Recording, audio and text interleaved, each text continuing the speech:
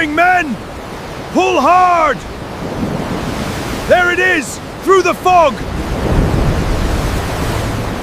Flee! Run for your lives! They are coming! Save yourselves! May God have mercy on us! Glory is ours! This gold belongs to all of you! Tomorrow, we sail for new lands!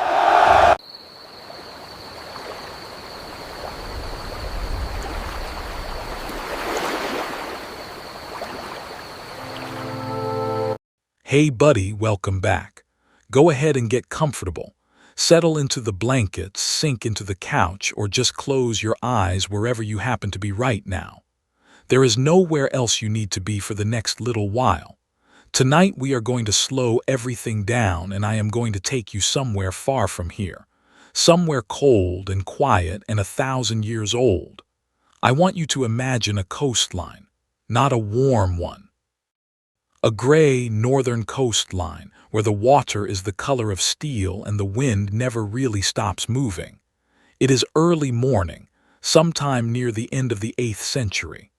A small stone church sits close to the shore, on an island so exposed to the sea that at high tide it is almost cut off from the mainland entirely. Inside, a handful of monks are going about their quiet morning routines. Candles are burning low. Someone is copying a page of scripture by hand, letter by letter, in a room that smells of tallow and old parchment. Outside, gulls are calling over the water and the tide is beginning to turn. None of them know that this particular morning, this ordinary, unremarkable morning, is about to become one of the most talked about dates in English history. Because out on that gray water, low wooden ships are approaching. They do not look like anything the monks have ever seen before.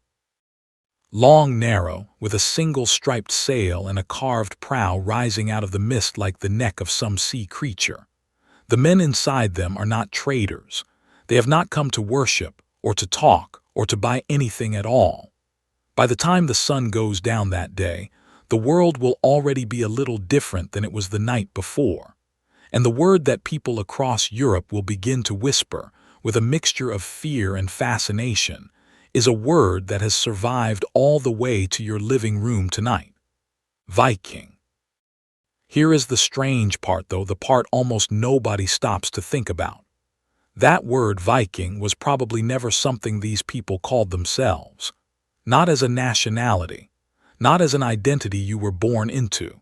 For the vast majority of the people we now call Vikings, it was simply a season of the year, a temporary job, a few dangerous months spent away from home before returning to an ordinary life of farming, fishing, raising children, and mending fences. The blacksmith who spent one summer raiding the coast of Ireland went home in the autumn and picked his hammer back up. The teenager who rowed across the North Sea with his older cousins might spend the rest of his life never leaving his own valley again. So tonight, we are not just going to talk about horned helmets and burning monasteries, because honestly, the horned helmets never even existed. What we are going to do instead is something quieter, and I think something far more interesting. We are going to walk into an actual Viking Age farmhouse and feel the smoke stinging your eyes. We are going to sit beside a longship builder as he selects a single oak tree for its perfectly curved grain. We are going to follow ordinary families as they leave everything they know behind to build entirely new lives on the edge of the world, in places like Iceland and Greenland, and even, if the evidence is right, on the shores of North America itself, 500 years before Columbus was even born. If you enjoy these quiet journeys into the past, you are welcome to subscribe and join us for the next one. No pressure at all. Just an open invitation whenever you are ready. Before we go any further, I would love to know something. Where are you listening from tonight? Maybe you are curled up somewhere on the east coast of the United States, and it is already well past midnight where you are. Maybe you are out on the west coast, and the evening is just beginning to wind down. Or maybe you are somewhere on the complete other side of the planet, listening to this in the middle of your afternoon, on a lunch break, or during a quiet commute.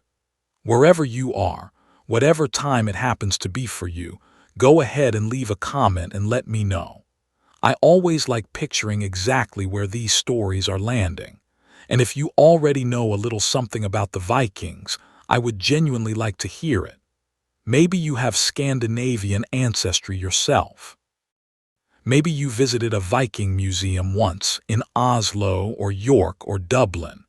Maybe you just grew up loving the myths, Odin and Thor and the rest of them, without ever really learning what daily life actually looked like for the people who told those stories.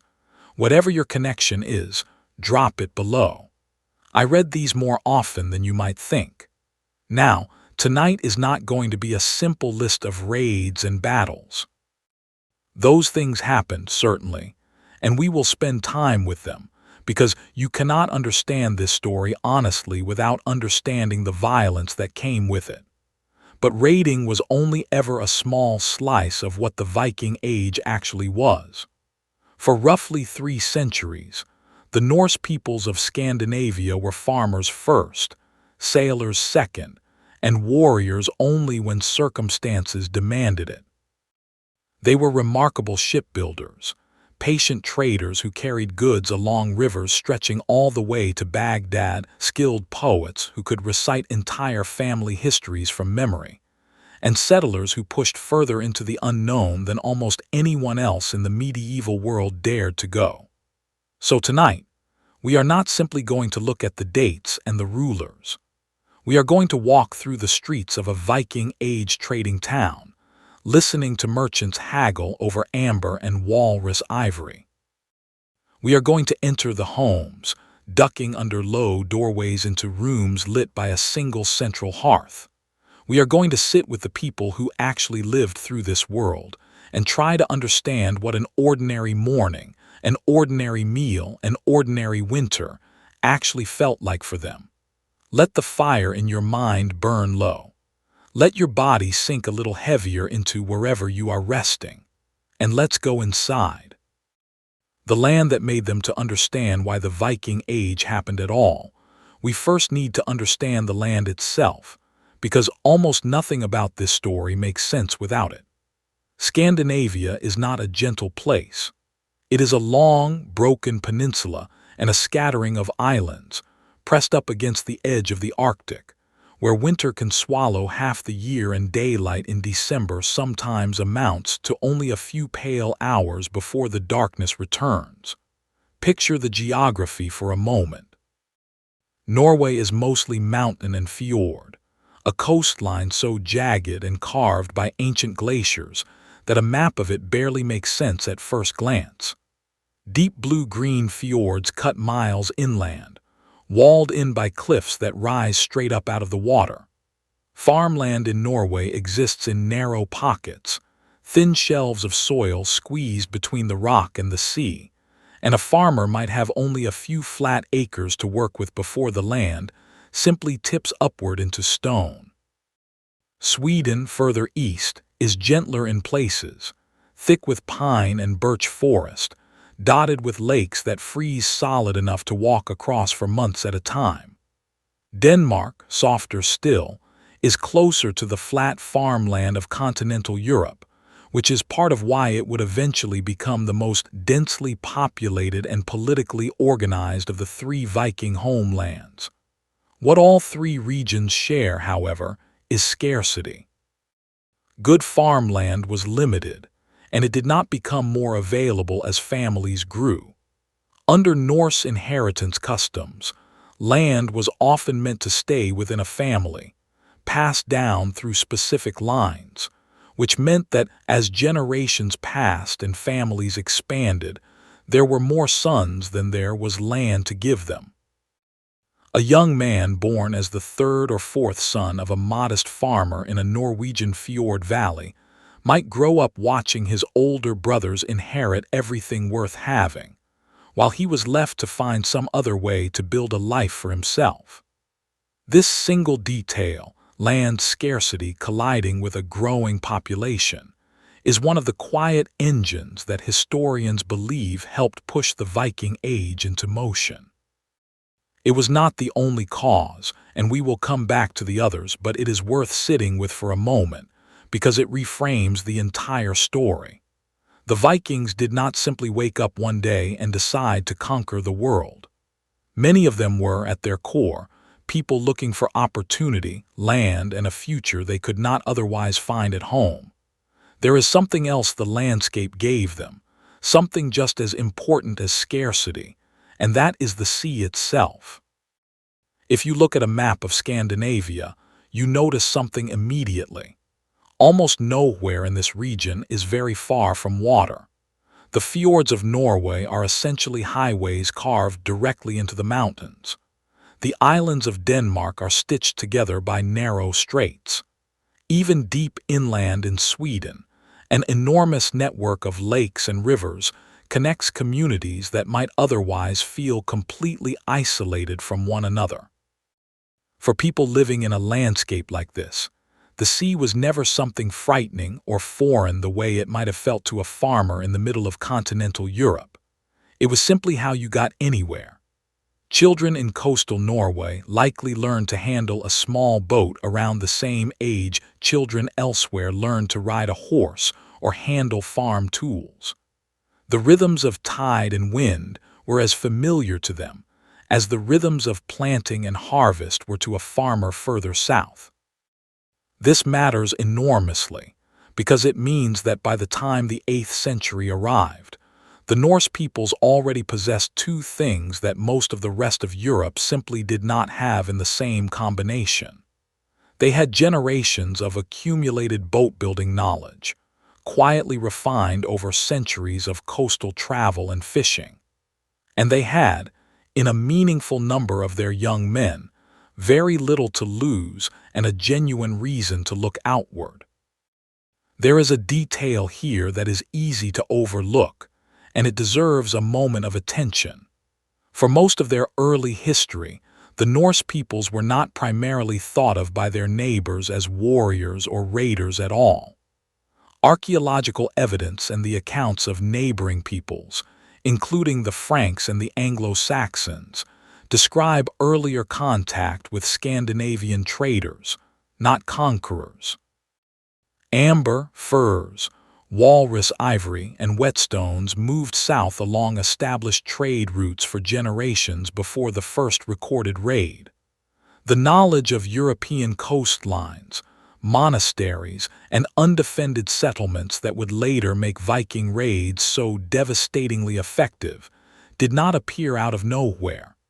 It came from decades, maybe longer, of ordinary commercial contact. So when we picture the world before the storm, before the first ships appeared off English shores, we should picture something closer to this. Scattered farming communities across a difficult, beautiful, resource-limited landscape. Families bound together by kinship and obligation. A deep, practical relationship with the sea passed down almost as a birthright. And a slowly building pressure, generation after generation, of young men with skill, ambition, and nowhere obvious to place it. Something was going to happen eventually. Nobody in those farming valleys could have known exactly what, or when, or how far it would eventually reach. But the land itself, quietly, patiently, had already begun writing the first lines of the story. To understand where that pressure would eventually lead, though, we need to step even further back and meet the people themselves, inside the world they actually built for themselves at home, long before any of them ever climbed into a ship bound for foreign shores. The people of the North, if you had walked through a Norse farming settlement sometime around the year 750, before any of this had a name attached to it yet, you would not have found anything resembling a unified nation.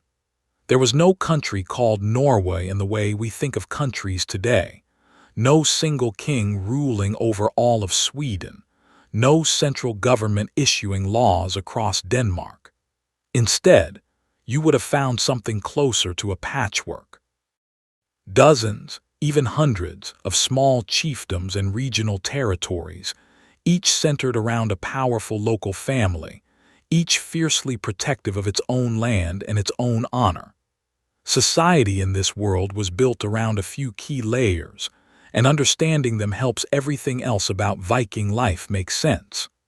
At the top of most local communities sat a class of powerful landowners, sometimes called jarls, a word that eventually gives us our modern English word earl. These were not kings in a grand European sense. A jarl was often simply the wealthiest and most influential farmer in a region, a man whose family had accumulated enough land, cattle, and loyal followers to command real authority. He might host feasts, settle disputes, lead men into battle if conflict arose, and serve as the closest thing his community had to a local government. Below the jarls, forming the backbone of Norse society, were the carls. These were free farmers, craftsmen, traders, and fishermen, the ordinary working people who made up the overwhelming majority of the population. A carl owned his own land, or at least worked land his family controlled, and he had legal rights and a voice in the local assembly, a gathering called the Thing, where community disputes were argued out loud in front of witnesses and settled according to customary law. This detail surprises a lot of people. Long before anything resembling democracy existed in most of medieval Europe, Norse communities were holding regular public assemblies where free men could speak, argue, and vote on matters affecting their community. It was not equality in any modern sense.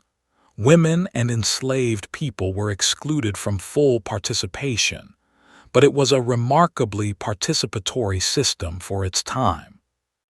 And then, at the bottom of this social structure, existed a group we cannot responsibly leave out of the story, because ignoring it would give you a false picture of Viking life. Enslaved people, known as thralls, made up a significant portion of the population in many Norse communities. Some were born into slavery. Others were captured during raids abroad, brought back across the sea in the very ships we associate with Viking adventure, and put to work in fields, kitchens, and workshops. Thralls had essentially no legal rights, could be bought, sold, and inherited like property, and their labor quietly propped up much of the agricultural and domestic economy that allowed free Norse families to pursue trade, raiding, and craftsmanship at all. It is uncomfortable, and it should be. But an honest telling of this history has to include it. Family itself sat at the absolute center of this entire social world, in a way that is worth pausing on.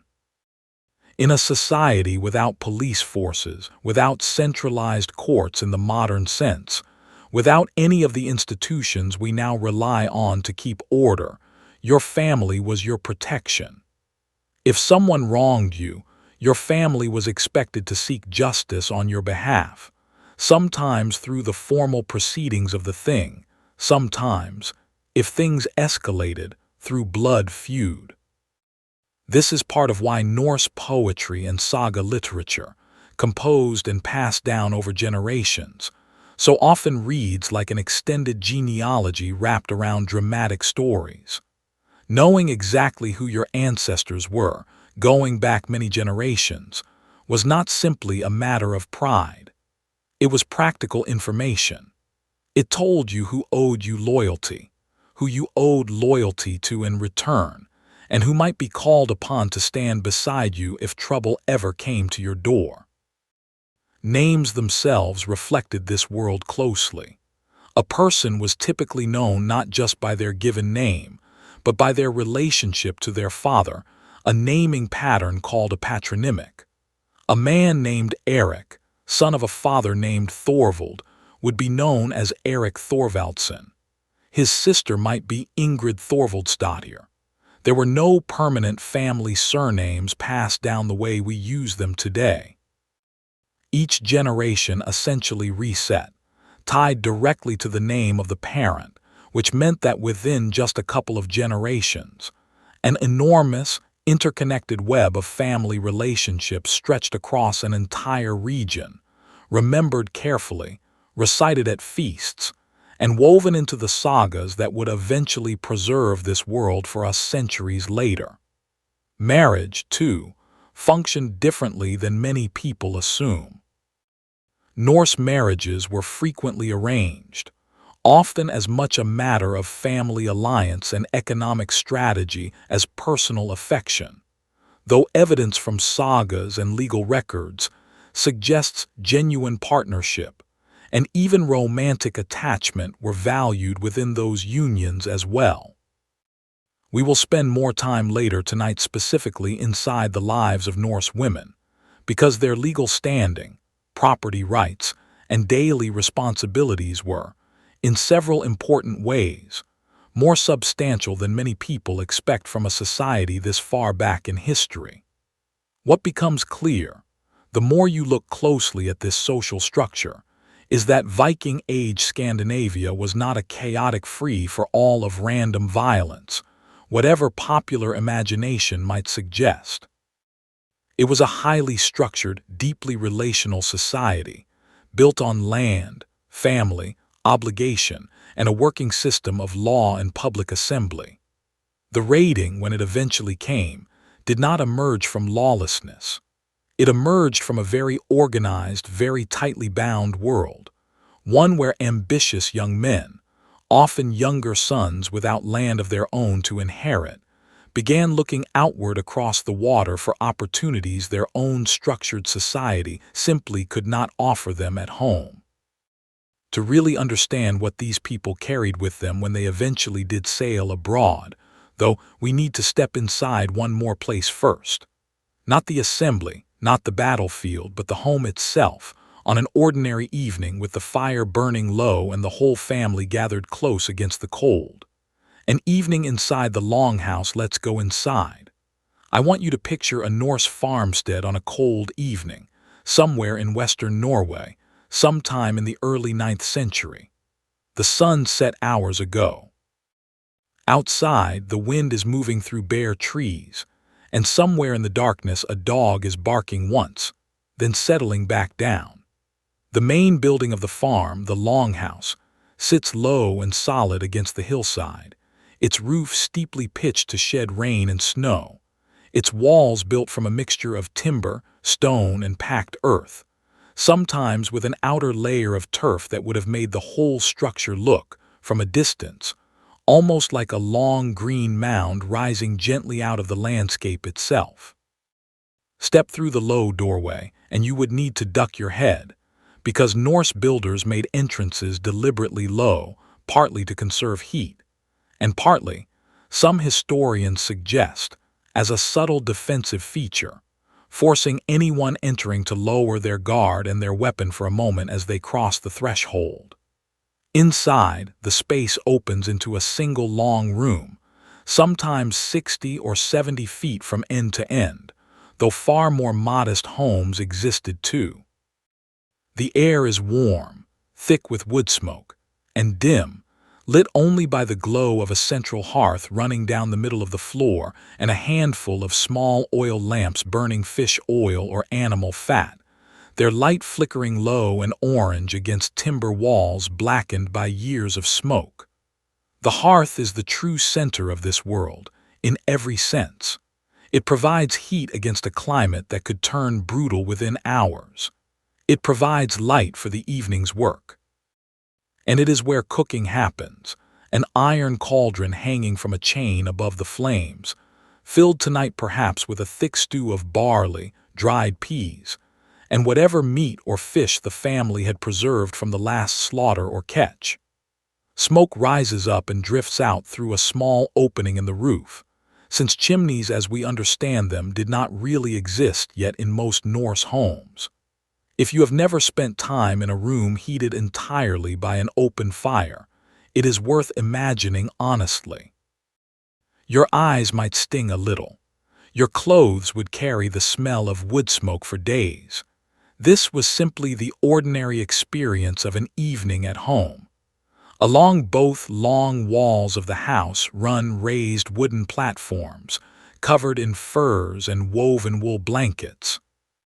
These served as benches during the day, places to sit, work, and eat, and as sleeping areas at night, where family members and sometimes livestock housed at the far end of the building during the worst of winter, all shared the collective warmth of the same enclosed space. It might surprise you to imagine cattle and people living under the same roof, separated by only a low partition. But in the depths of a Scandinavian winter, keeping your animals alive was as urgent a priority as keeping yourself alive, and the shared body heat helped accomplish both. An ordinary evening here would have moved at a rhythm shaped entirely by available light and the demands of the season. During the darkest months, with daylight lasting only a handful of hours, most productive work happened by firelight indoors. Women, and this detail matters enormously to understanding Norse society, held primary responsibility for an enormous range of essential household production. Wool had to be carded, spun into thread by hand using a simple spindle, and then woven on an upright loom into the cloth that would eventually become clothing, blankets, and, crucially, the sails that would power Viking ships across open ocean. A single sail for a longship could require the wool of dozens of sheep and thousands of hours of labor, spinning and weaving alone, which means that behind every famous voyage we will talk about tonight stood countless hours of quiet, patient work performed almost entirely by women, work that rarely appears in the sagas, but without which none of the voyages could have happened at all. Men, meanwhile, might spend a long winter evening repairing tools, carving wooden implements, working leather, or sharpening blades by the hearth's light. Children were expected to help from a young age, gathering firewood, tending smaller livestock, learning basic skills that would prepare them for adult responsibilities far earlier than most modern children would recognize. There was little separation between childhood as a protected, playful stage of life and the working world of adults. A child growing up on a Norse farmstead learned by watching and doing, absorbing the rhythms of farm life almost as soon as they were physically able to help. Food itself tells us a great deal about ordinary Norse life. The diet was seasonal and regionally varied, but generally centered around barley and rye, ground into flour for a dense, flat bread often baked directly on a hot stone near the fire. Dairy played an enormous role: milk, buttermilk, a soft cheese called skyr that is still eaten in Iceland today, and butter, carefully preserved and stored for the leaner months. Meat came from cattle, sheep, goats, and pigs, though much of it was slaughtered in autumn and preserved through salting, smoking, or drying, since keeping large numbers of animals alive through a harsh winter was rarely practical. Along the coasts, fish, particularly herring and cod, formed an essential part of the diet, often dried into a hard, preserved form that could last for months, and later in the Viking Age, became one of the most important traded goods carried across the North Sea. Honey provided the primary sweetener available, and a fermented honey drink called mead was reserved for special occasions and feasts, alongside beer brewed from barley, which was a more everyday drink for adults and in weaker forms, sometimes for children as well. An evening meal taken together on those long wooden benches was as much a social occasion as a nutritional necessity. Stories were told. News from neighboring farms, carried by travelers or relatives visiting from other valleys, was discussed and turned over carefully, since in a world without any form of mass communication, news of a distant relative, a political dispute, or a stranger's ship spotted along the coast might take days or weeks to arrive at all, and once it did, it was treasured, repeated, and remembered.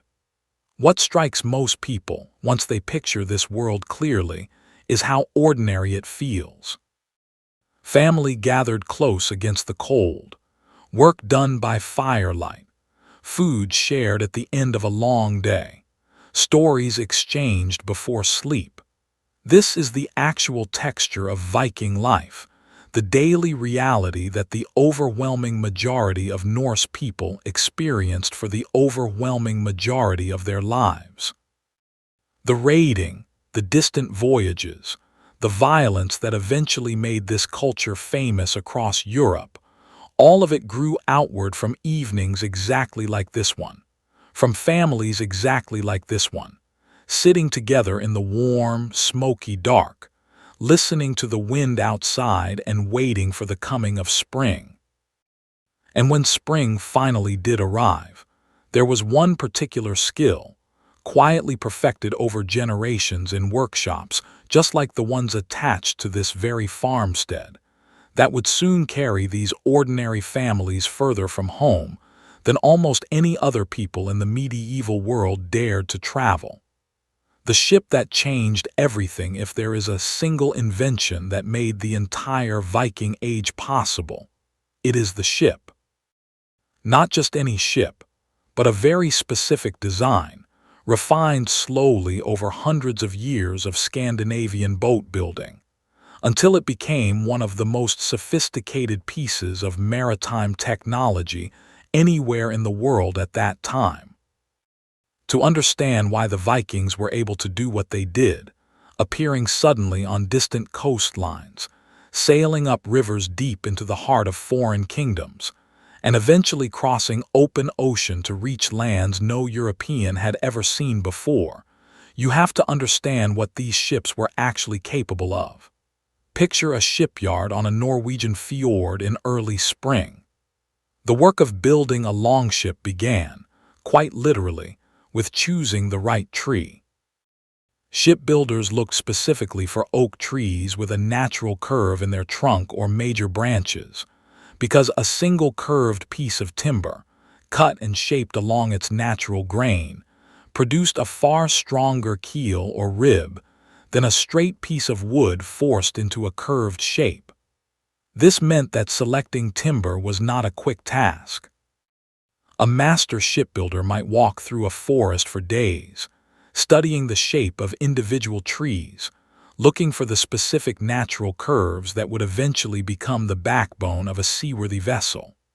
The construction method itself, known today as clinker building, involved overlapping wooden planks, each one nailed to the plank below it with iron rivets, gradually building up the sides of the hull from the keel outward, almost like the overlapping shingles of a roof.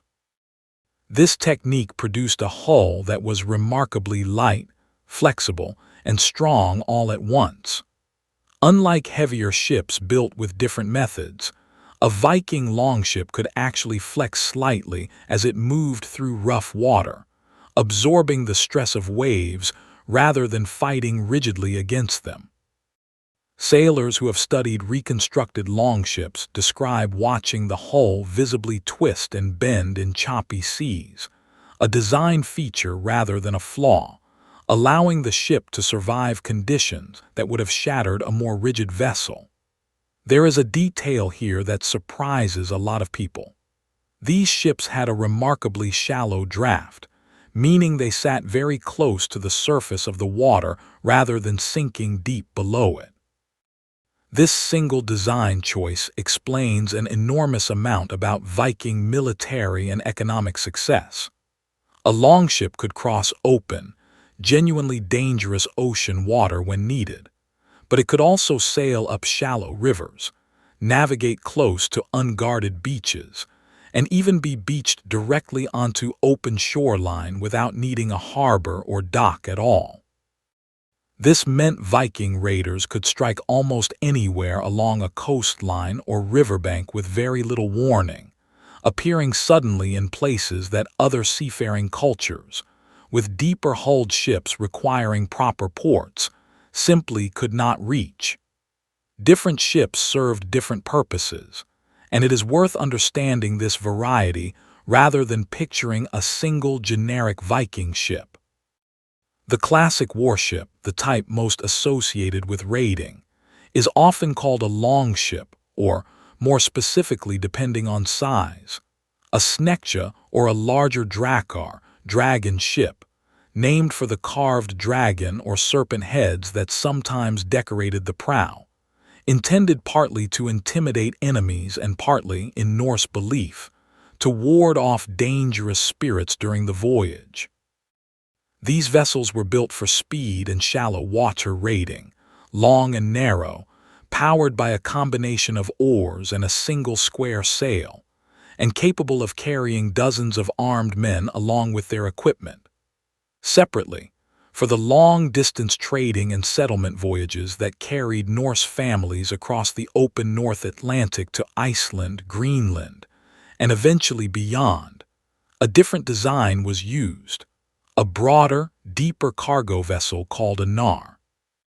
These ships sacrificed some speed for cargo capacity and seaworthiness in genuinely rough open ocean, carrying livestock, timber, trade goods, and entire families along with their belongings across hundreds, sometimes thousands, of miles of open Atlantic water.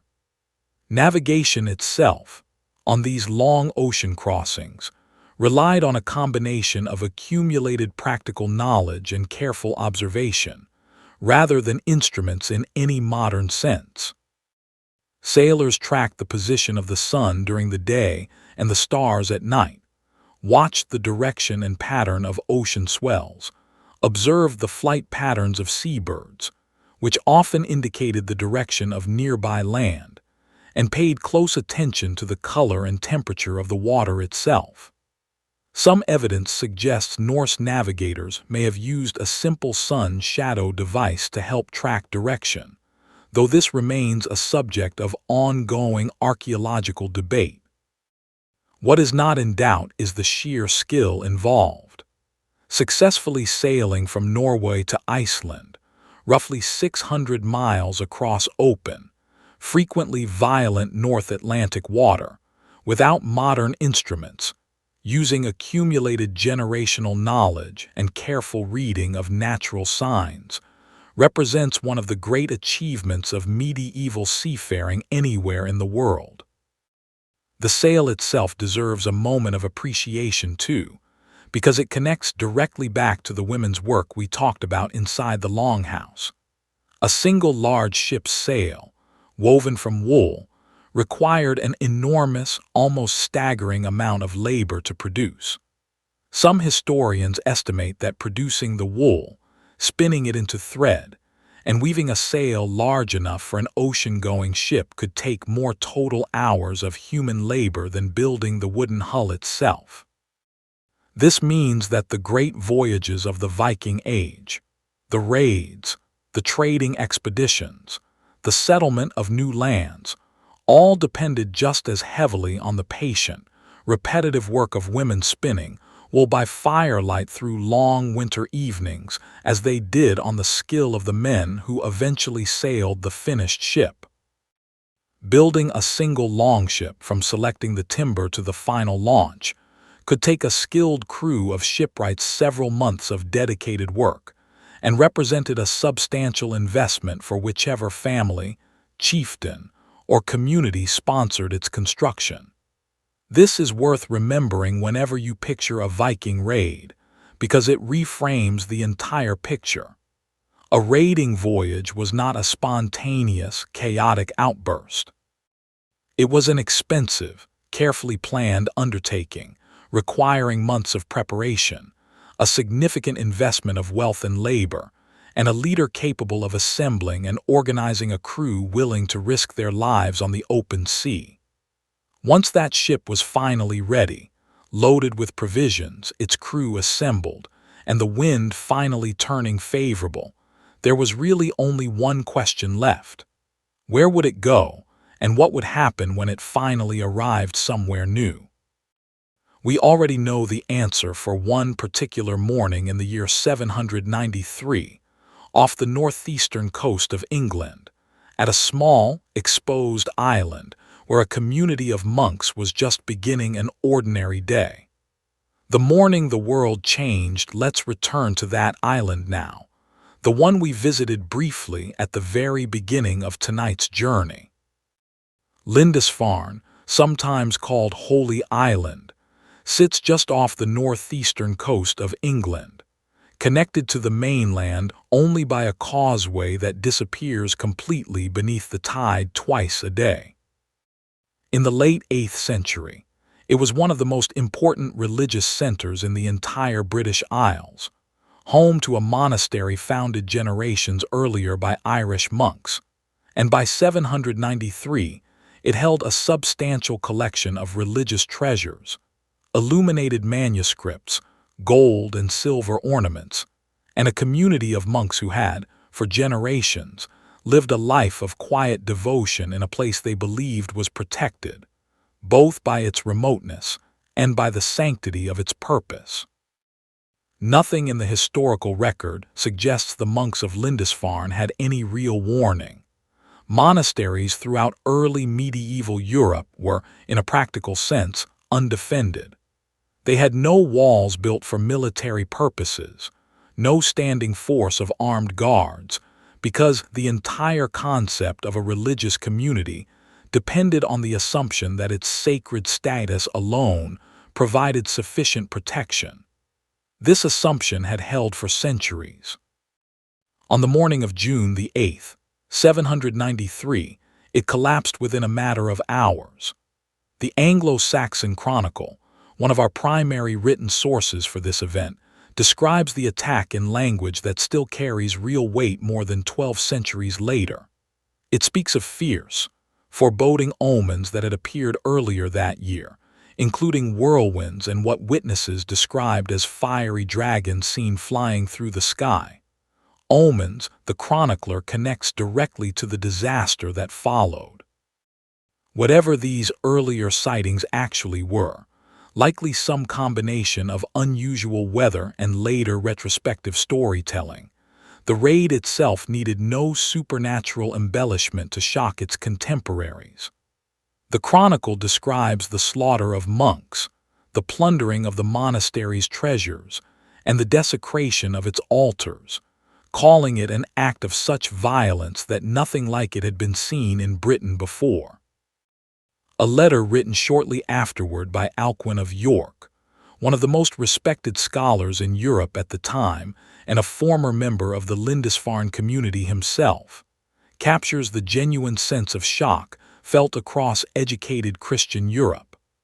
Alcuin wrote to the King of Northumbria and to the surviving monks, describing the raid as an unprecedented horror, a sign of God's judgment, and a warning that demanded spiritual reflection as much as practical defense.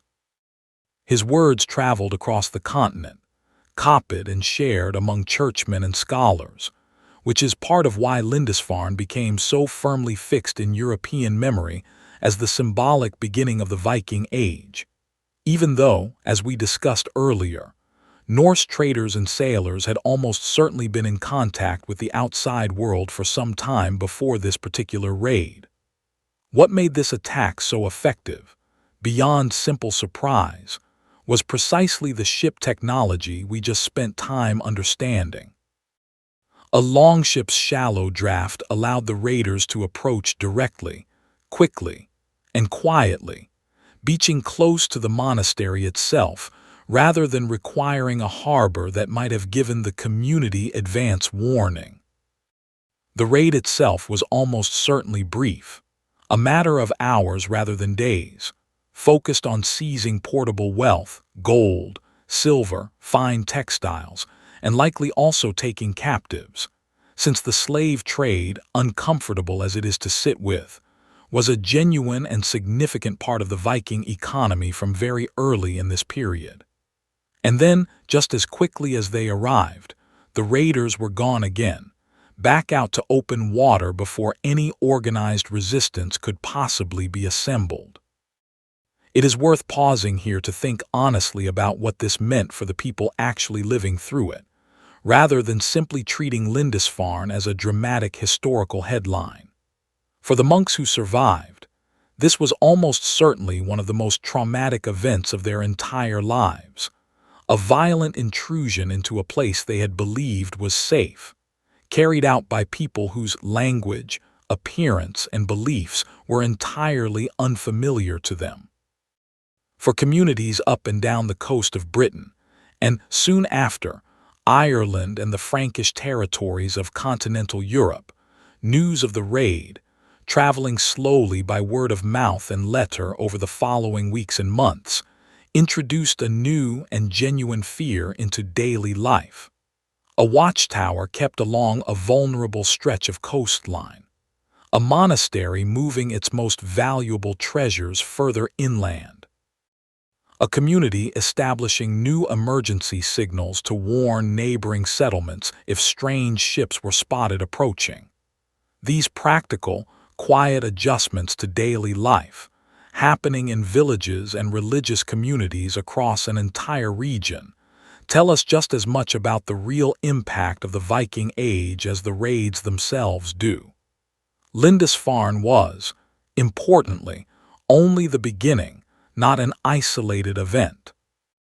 Within just a few years, similar raids struck other undefended religious communities along the British and Irish coastlines, including the monastery at Iona off the western coast of Scotland, itself raided multiple times over the following decades.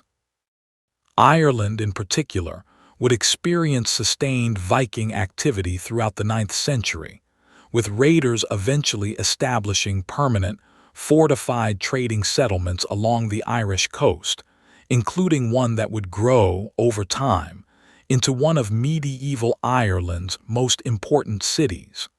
We will return to that story a little later tonight. For now, though, it is worth sitting quietly with this single image.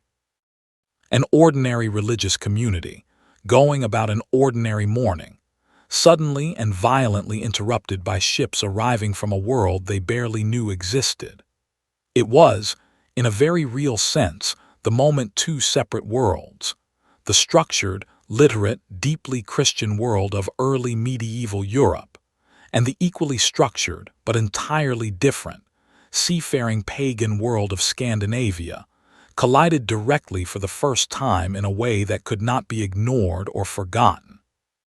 But to understand why this collision kept happening, again and again, for the next 3 centuries, we need to step away from the shock of that single morning and spend some real time inside the world of the men who actually carried out these raids.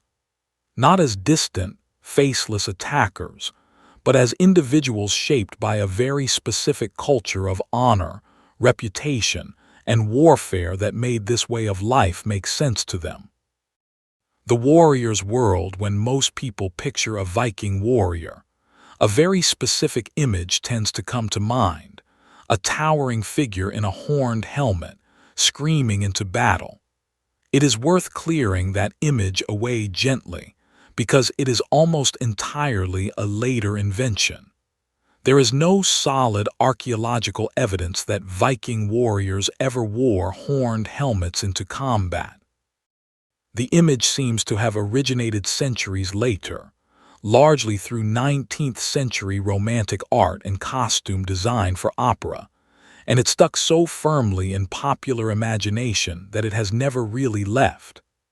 Actual Viking Age helmets, on the rare occasions we have found them at all, were simple, practical, rounded designs, sometimes with a simple guard protecting the nose, built for function rather than intimidation through decoration. What real Viking warriors actually looked like, and how they actually fought, tells a more interesting story than the myth does anyway. Most free Norse men were expected to own weapons and know how to use them, since the line between farmer and fighter was, for most of the population, far blurrier than we might expect. A spear, relatively inexpensive to produce and require less specialized metalworking than a sword, was the most common weapon carried into battle, often paired with a round wooden shield reinforced with an iron boss at its center. Axes, adapted directly from everyday farming and woodworking tools, were also widely used, practical, familiar, and deadly in trained hands. Swords occupied a different category entirely, both practically and symbolically. A well-made Viking Age sword, forged from expensive imported and locally worked iron, sometimes using a sophisticated technique called pattern welding, in which strips of iron with different properties were twisted and forge welded together to create a blade that was simultaneously flexible and hard, represented a substantial investment of wealth and skill. Owning a fine sword was a genuine status symbol, often given a name, passed down through generations, and mentioned specifically in wills and sagas as a treasured family possession, valued as much for its history and craftsmanship as for its practical use in combat. Chainmail, woven from thousands of individually linked iron rings, existed but was expensive and heavy, meaning it was typically reserved for wealthier warriors and chieftains rather than the average farmer called up for a raiding expedition. Most ordinary fighters likely went into battle with far more modest protection, thick leather or padded wool, along with their shield as their primary defense. There is one particular detail from this warrior culture that has captured popular imagination for centuries, and it deserves an honest, careful look rather than either dismissal or exaggeration. Norse sources describe a specific type of warrior called a berserker, a fighter said to enter battle in a state of intense, almost trance-like fury, fighting with a wild, seemingly superhuman ferocity, sometimes described as fighting without armor, driven by a kind of battle rage that made them appear immune to pain or fear. The exact nature of this state remains genuinely debated among historians. Some suggest it may have involved ritual preparation, self-induced psychological states achieved through fasting, chanting, or intense pre-battle ritual. Others have speculated about the possible use of specific plants or fungi, though this theory remains unproven and is treated with real skepticism by many scholars. What we can say with more confidence is that the berserker held a genuine, respected place in Norse warrior culture and literature, representing an extreme, almost sacred form of battle fury associated with worship of Odin, the god most closely tied to both wisdom and the fury of combat. Beyond individual weapons and warriors, it is worth understanding how Viking raiding and warfare were actually organized, because it looked quite different from the large standing armies of later medieval Europe. A raiding expedition typically formed around a specific leader, often an ambitious jarl, a younger son of a powerful family looking to build his own reputation and wealth, or occasionally a king seeking to fund a larger political ambition.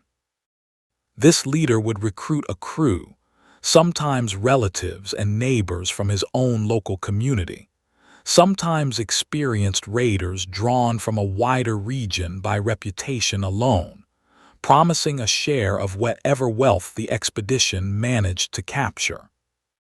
This system meant that Viking military campaigns were, in a very real sense, private economic ventures as much as they were acts of war, closer in structure to what we might recognize today as an investment expedition than a national military campaign ordered from above by any central government.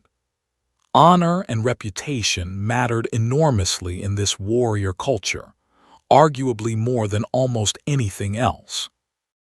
Norse society had no strong centralized justice system in the way later European kingdoms would develop, which meant that a man's reputation, his willingness and ability to defend his own honor and that of his family, functioned as a genuine form of social protection.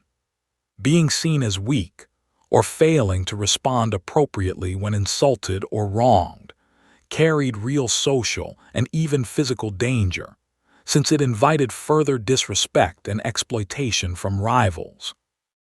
This context helps explain why Norse sagas place such enormous emphasis on individual acts of courage, cleverness, and even carefully worded insults exchanged between rivals.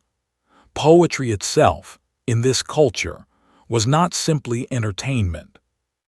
A well-composed verse insulting an enemy or praising a warrior's deeds in battle could shape a person's reputation for the rest of their life, and skilled poets, called skalds, held genuinely respected positions within royal and noble households, specifically for their ability to compose and perform this kind of memorable, reputation-shaping verse.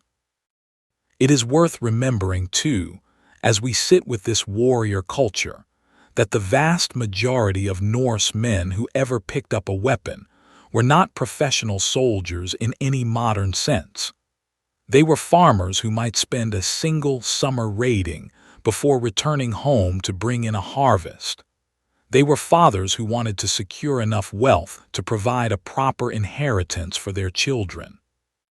They were young men seeking the kind of reputation that might eventually earn them enough respect and enough silver to establish a farm and a family of their own.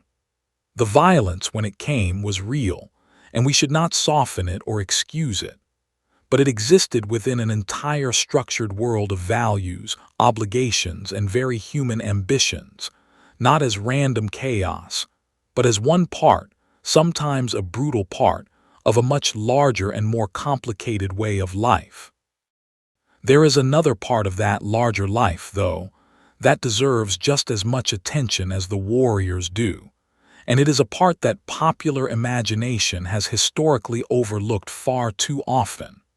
The women of the Viking Age, whose lives, rights, and responsibilities shaped this culture just as deeply as anything happening on a raiding voyage or a battlefield ever did. The women of the Viking Age, if we only told the story of raiders and warriors tonight, we would be leaving out roughly half of Viking society, and honestly, we would be leaving out the half that made almost everything else possible in the first place. So let's step back inside the farmstead for a while, and this time, let's stay close to the women whose lives held this entire world together. Norse women occupied a legal and social position that, in several specific and important ways, set them apart from women in many other parts of early medieval Europe. Under Norse law, a woman could own property in her own right, could inherit land and wealth from her family, and perhaps most significantly, retained legal control over her dowry even after marriage. If a marriage ended, whether through death or, and this detail surprises many people, through divorce, which Norse law genuinely permitted under certain circumstances, a woman was generally entitled to reclaim her original property. This meant Norse women held a degree of economic independence that women in many neighboring cultures, particularly within parts of Christian Europe, where a wife's property typically merged entirely into her husband's control, simply did not have.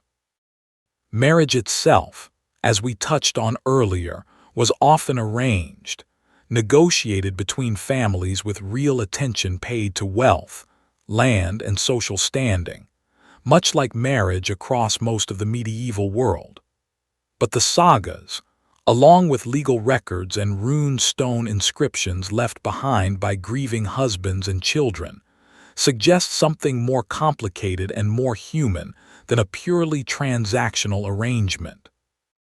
Runestones raised in memory of deceased wives sometimes carry inscriptions of genuine warmth, describing a woman as a good mother, a good homemaker, someone deeply missed by her family, small, personal traces of affection carved into stone and left standing in the landscape for well over 1,000 years. The title mistress of the house in Old Norse, husfrúa, was not simply a polite description. It reflected genuine, substantial authority within the household. While men were away, whether on trading voyages, raiding expeditions, or simply working distant fields and fisheries for extended periods, women managed the entire operation of the farm. This meant overseeing food production and preservation for the household through the winter, managing whatever enslaved or hired labor the farm employed, making decisions about trade and resources, and when circumstances required it, defending the farm and its people from threats in her husband's absence. Archaeological evidence, including the discovery of full sets of household keys buried alongside high-status women, symbols of domestic authority carried with real pride, reinforces just how central this managerial role was to female identity and status within Norse society. Women's work, as we discussed while sitting inside the Longhouse earlier, extended far beyond what we might think of today as simple domestic labor. Textile production, spinning wool into thread and weaving it into cloth on a large upright loom, was an enormously time-consuming, skilled craft, and it sat almost entirely within the female domain. We already talked about how a single ship's sail could require thousands of hours of this labor. It is worth adding one more layer to that picture now. The quality of a family's woven cloth, its patterns, its fineness, its dyed colors achieved through natural materials like woad for blue or madder root for red, reflected directly on the skill and status of the women who produced it, and finely woven textiles were themselves valuable trade goods, exported and exchanged across considerable distances.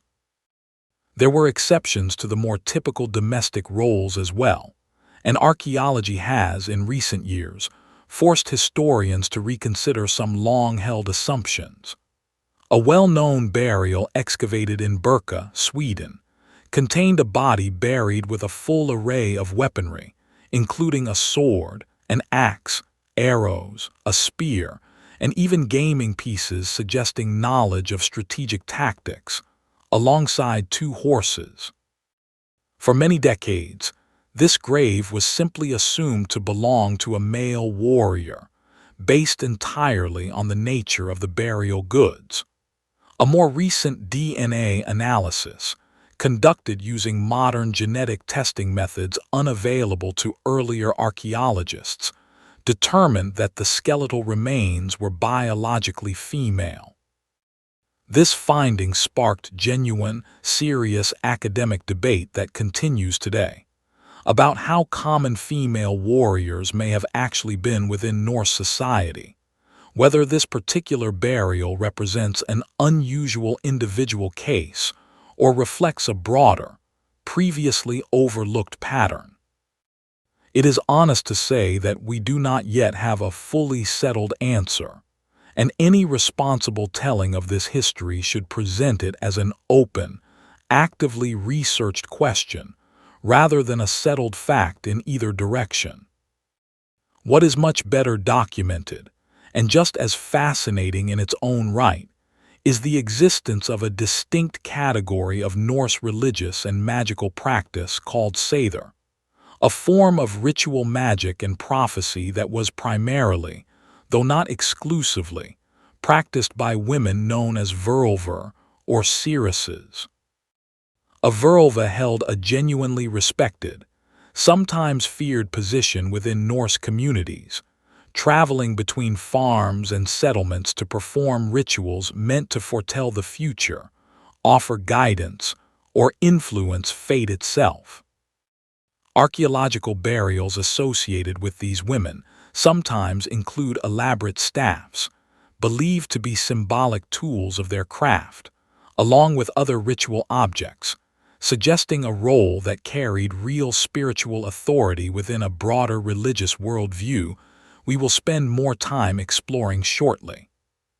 Daily life for an ordinary Norse woman, away from these more dramatic exceptions, still involved enormous responsibility and skill. Raising children, most of whom would begin contributing meaningful farm labor by the age of 6 or 7, managing food stores carefully enough to survive a long winter without waste or shortage, brewing the beer that was a daily part of the household diet, and maintaining the intricate social relationships between neighboring families that held rural communities together.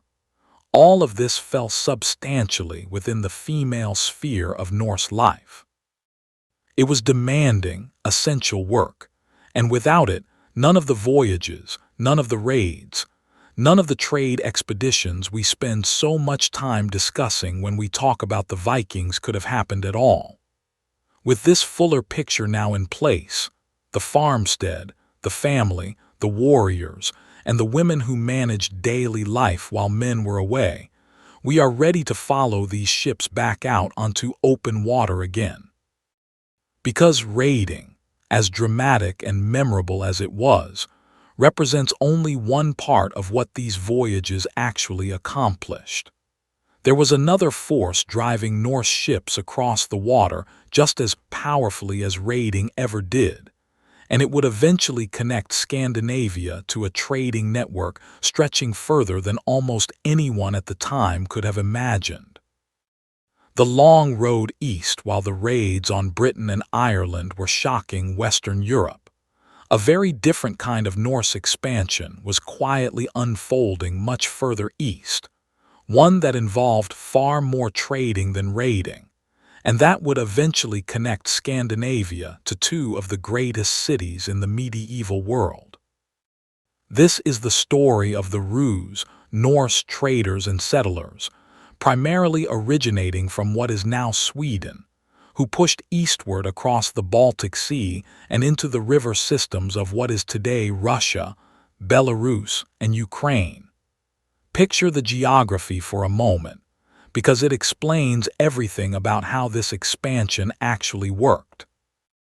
Unlike the deep fjords of Norway, the lands east of the Baltic were laced with an enormous network of interconnected rivers, the Volkhov, the Dnieper, the Volga, rivers that, if you knew the correct portage points where boats had to be dragged briefly overland between waterways, could carry a determined trader an almost unbelievable distance inland, deep into the heart of the Eurasian landmass, all the way to the Caspian Sea and the Black Sea. Norse traders began establishing settlements along these river routes sometime in the 8th and 9th centuries, at first likely as seasonal trading posts, and gradually as more permanent towns. One of the earliest and most important was Staria Ladoga, a settlement that archaeological excavation has shown grew substantially due to Norse trading activity, exchanging furs, honey, wax, and enslaved captives, taken through raiding and purchase from local Slavic and Finnic populations along the way, for silver coming up the river system from the Islamic world further south. This silver detail deserves real attention because the scale of it is genuinely remarkable. Archaeologists have discovered enormous hoards of Islamic silver coins, called dirhams, buried across Scandinavia, thousands upon thousands of individual coins, minted originally in cities as far away as Baghdad, Samarkand, and other centers of the Abbasid Caliphate. These coins traveled an extraordinary distance, minted in the heart of the Islamic world, carried by merchant networks across Central Asia, up through river trade routes controlled partly by other groups and partly by Norse traders, eventually reaching Scandinavian farms and towns where they were sometimes melted down for jewelry, sometimes kept intact as currency, and sometimes buried in the ground for safekeeping, never retrieved by their original owner. and left waiting in Scandinavian soil for well over 1,000 years, until modern archaeologists uncovered them. The Norse presence along these eastern routes eventually pushed all the way to two of the great cities of the medieval world. Constantinople, capital of the Byzantine Empire, and the largest, wealthiest city most Norse traders would ever have encountered, sat at the far end of the river route down through the Dnieper and across the Black Sea. Norse traders and mercenaries reached the city in significant enough numbers that the Byzantine emperors eventually recruited Norse and later broader Scandinavian and English warriors into an elite unit of the Imperial Guard, known as the Varangian Guard, prized specifically for their fierce loyalty and formidable fighting skill. Since as foreigners without local political ties, they were considered less likely to become entangled in Byzantine court intrigue than native-born soldiers might be. Serving in the Varangian Guard became, for some ambitious young Norsemen, a genuine path to real wealth and adventure, a kind of medieval equivalent of traveling to the most glamorous, wealthiest city imaginable to seek your fortune. Runestones raised back home in Sweden specifically commemorate men who traveled to serve in this guard, some who returned home wealthy and celebrated, others whose families raised a memorial stone because they never returned home at all, having died somewhere along that immense eastern journey or in Byzantine service itself. Further south and east, Norse traders, sometimes through intermediaries, reached the Islamic world directly as well. One of our most vivid surviving accounts of Norse people comes not from a Scandinavian source at all, but from an Arab traveler and diplomat named Ahmed ibn Fadlan, who encountered a group of ruse traders along the Volga River in the year 921, while traveling as part of a diplomatic mission. His written account, remarkably detailed and often strikingly honest, describes their physical appearance, their clothing, their trading practices, and in one particularly famous and much discussed passage, a detailed description of an elaborate ship funeral for a deceased ruse chieftain. Ibn Fadlan's account, while written through the perspective of an outside observer with his own cultural assumptions, remains one of the single most valuable surviving descriptions of Norse people written by anyone who actually met them directly during the Viking Age itself. It is worth pausing on the word ruse specifically, because it carries real historical weight. Most historians believe these Norse traders and settlers, over the following generations, gradually intermarried and blended with the local Slavic populations they traded with and increasingly ruled over, eventually giving their name to the emerging political entities that would develop into the medieval states of Kievan Rus, a foundational chapter in the early history of what would eventually become Russia, Ukraine, and Belarus. This is a detail that surprises many people encountering it for the first time.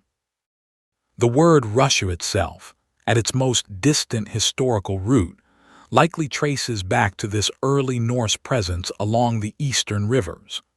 What this eastern story tells us, when we place it alongside the raids we already discussed in Britain and Ireland, is something important about the full scope of the Viking Age.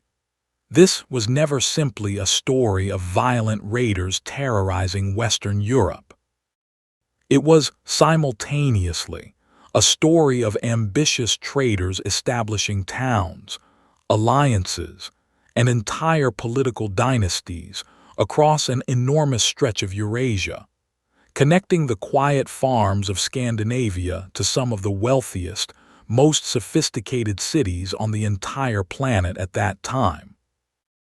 A young man from a modest Swedish farm might, within a single lifetime, travel further, see more of the wider medieval world, and encounter more different cultures, languages, and goods than almost anyone else born into a similar rural community anywhere else in Europe during this era. But not every Norse family who left home was looking for trade goods or silver coins. Some were looking for something much simpler and, in its own way, far more permanent. They were looking for land of their own, in places so remote and untouched that no one had ever successfully settled there before.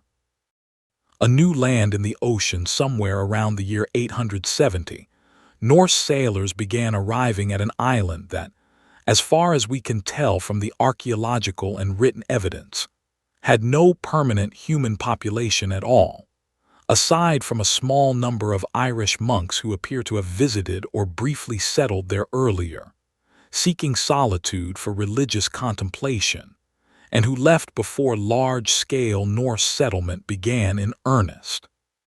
This island was Iceland, a place of volcanic mountains, black sand beaches, glaciers, geothermal hot springs, and crucially for people looking for a new start, genuinely usable farmland along its coastal lowlands. The Icelandic settlement story is remarkably well documented compared to much of the rest of the Viking Age, thanks largely to a text called the Landnámabók, or Book of Settlements, compiled roughly 2 to 3 centuries after the events it describes, drawing on earlier oral tradition and written sources. While historians treat some of its specific details with appropriate caution, given how much time passed before it was written down, it provides a genuinely detailed picture of who settled where, and something of why they made the journey in the first place. According to Icelandic tradition, one of the earliest and most significant settlers was a chieftain named Ingolfur Arnarsson, who is traditionally credited as the first permanent Norse settler on the island, arriving with his family and household around 874. The story goes that, following Norse custom for choosing a settlement site, Ingolfur threw the carved wooden pillars from his high seat, a symbolically important piece of household furniture, into the sea as his ship approached the coast, vowing to settle wherever the currents eventually carried them ashore. His men searched the coastline for these pillars for what tradition says was several years, eventually finding them in a bay marked by steam rising from geothermal vents in the ground. He named the site Reykjavik, meaning Smoky Bay, a name that endures today as the capital city of Iceland. Whether every detail of this particular story reflects precise historical fact or contains elements shaped by later storytelling tradition, the broader pattern it reflects, families sailing west with their household goods, their livestock, and their most treasured possessions, searching the coastline for a suitable place to build an entirely new life, matches well with what archaeology tells us about the genuine scale and nature of Iceland's settlement. Within roughly 60 years, historians estimate that the usable coastal land of Iceland had been almost entirely claimed by incoming Norse families, a remarkably rapid pace of settlement for an island reached only by dangerous, multi-week open ocean voyages. Why did so many people make this choice? We already discussed, back when we talked about the landscape of Scandinavia itself, the pressure created by limited farmland and Norse inheritance customs that favored certain heirs over others. Iceland offered something genuinely rare, entirely unclaimed land, without an existing population to displace or negotiate with, without an established political hierarchy of jarls and kings already controlling the best territory. For a younger son, or an ambitious farmer looking to establish an independent household free from existing obligations, this represented a genuinely unique opportunity. Life for these early Icelandic settlers required real adaptation. The island's climate, while more temperate than its name and its glaciers might suggest, thanks to the influence of Atlantic Ocean currents, still demanded resilience, particularly as settlers discovered, sometimes the hard way, that the island's soil and short growing season could not support quite the same agricultural practices, particularly grain cultivation, that had worked reliably back in Norway. Livestock farming, particularly sheep, which could graze on hillsides unsuitable for crops and provided both meat and the wool essential for clothing and trade, became central to the Icelandic economy in a way that shaped the island's culture and diet for centuries afterward.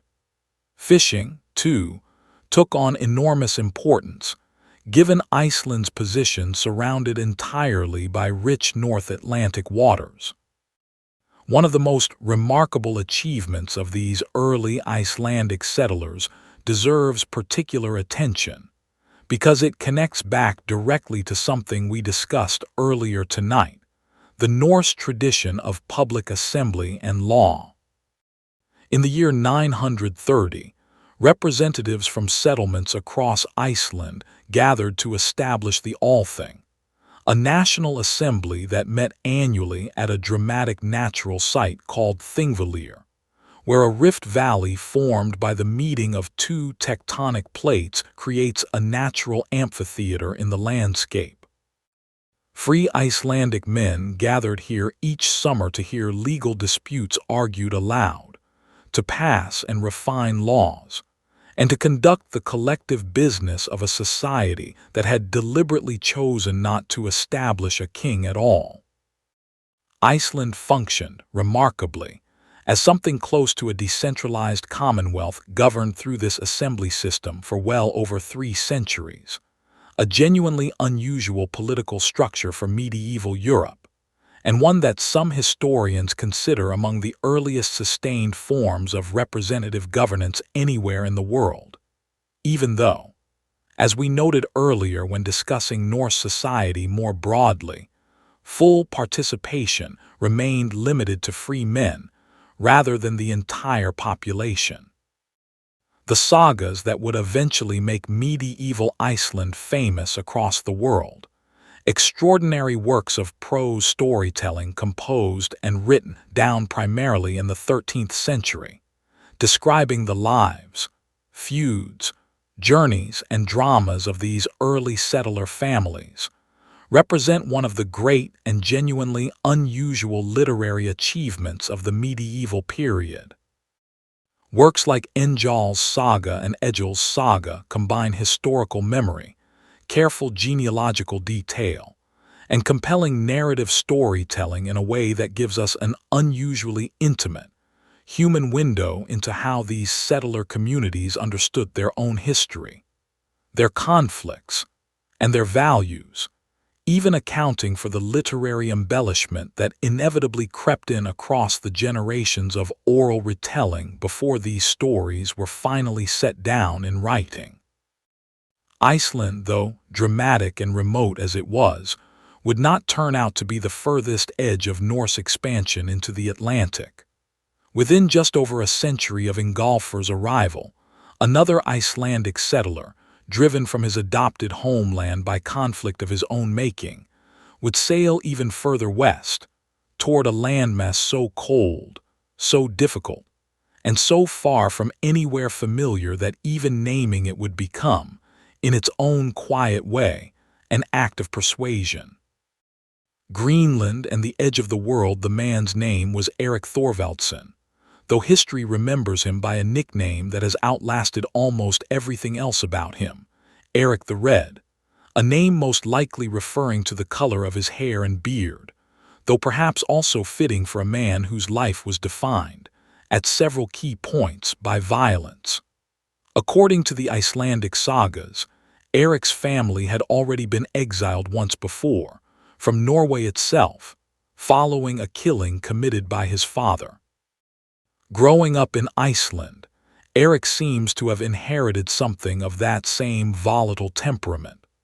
Sometime around 982, following his own involvement in a fatal dispute with neighbors, Erik was sentenced by an Icelandic assembly to a period of outlawry, banished from the island for 3 years.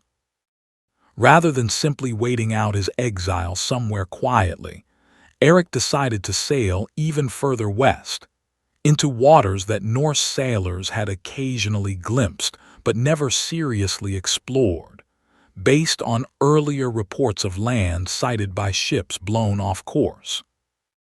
What he found, after crossing several hundred more miles of dangerous open Atlantic water, was an enormous, mountainous landmass, its coastline cut by fjords in some ways reminiscent of home, but with an interior dominated by one of the largest ice sheets on the entire planet.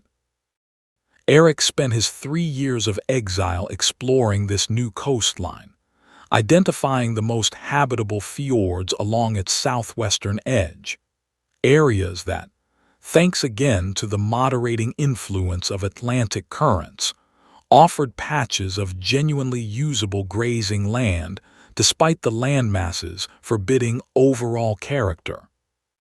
When his period of exile finally ended and he returned to Iceland, Erik began actively recruiting settlers to join him on a return voyage.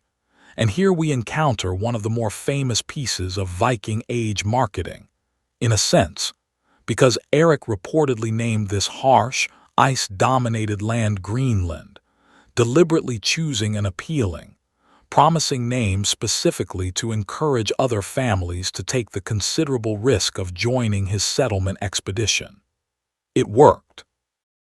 Around the year 985, a substantial fleet, the sagas describe roughly 25 ships setting out, though not all of them survived the crossing, carried Norse settlers from Iceland to these new Greenland colonies. The settlers established 2 main areas, generally referred to today as the Eastern Settlement and the Western Settlement, both actually located along the southwestern coast despite their names, where Norse farmers built homes, raised livestock, particularly cattle, sheep, and goats, and adapted their farming practices to a genuinely challenging subarctic environment. Life in Greenland demanded real resourcefulness. Unlike Iceland, meaningful crop cultivation was essentially impossible in most of the settled areas, which meant the Greenland Norse relied heavily on livestock, supplemented by hunting seals, walrus, and during the brief window when conditions allowed, even venturing further north along the coast in search of walrus herds specifically for their valuable ivory tusks, a resource that became one of Greenland's most important exports back to European markets, where walrus ivory was carved into everything from religious objects to elaborate gaming pieces, some of which, like the famous Lewis chessmen discovered in Scotland, survive today as beautiful examples of Norse craftsmanship. The Greenland settlements maintained regular, though never easy, contact with Iceland and Norway for generations, trading walrus ivory, furs, and other Arctic goods for timber, iron, and grain that Greenland's own environment could not reliably produce. Archaeological excavation of Greenland Norse farmsteads has revealed a community that, despite its extreme isolation, maintained genuine connections to broader European culture, including, eventually, the construction of Christian churches and even a small cathedral at a site called Gardar, along with evidence of continued trade and even occasional communication with the Vatican itself regarding church matters in this remote outpost of Christendom. The eventual disappearance of the Greenland Norse settlements, sometime in the 15th century, after roughly 4 to 5 centuries of continuous habitation, remains one of the genuinely debated mysteries of Viking Age and medieval history. Historians and archaeologists have proposed several contributing factors, rather than any single simple explanation. a documented cooling of the North Atlantic climate during this period, sometimes referred to as the Little Ice Age, likely made an already marginal agricultural existence increasingly difficult. Changing trade patterns in Europe, including declining demand for walrus ivory, as elephant ivory became more available through expanding trade routes, likely reduced the settlement's economic viability.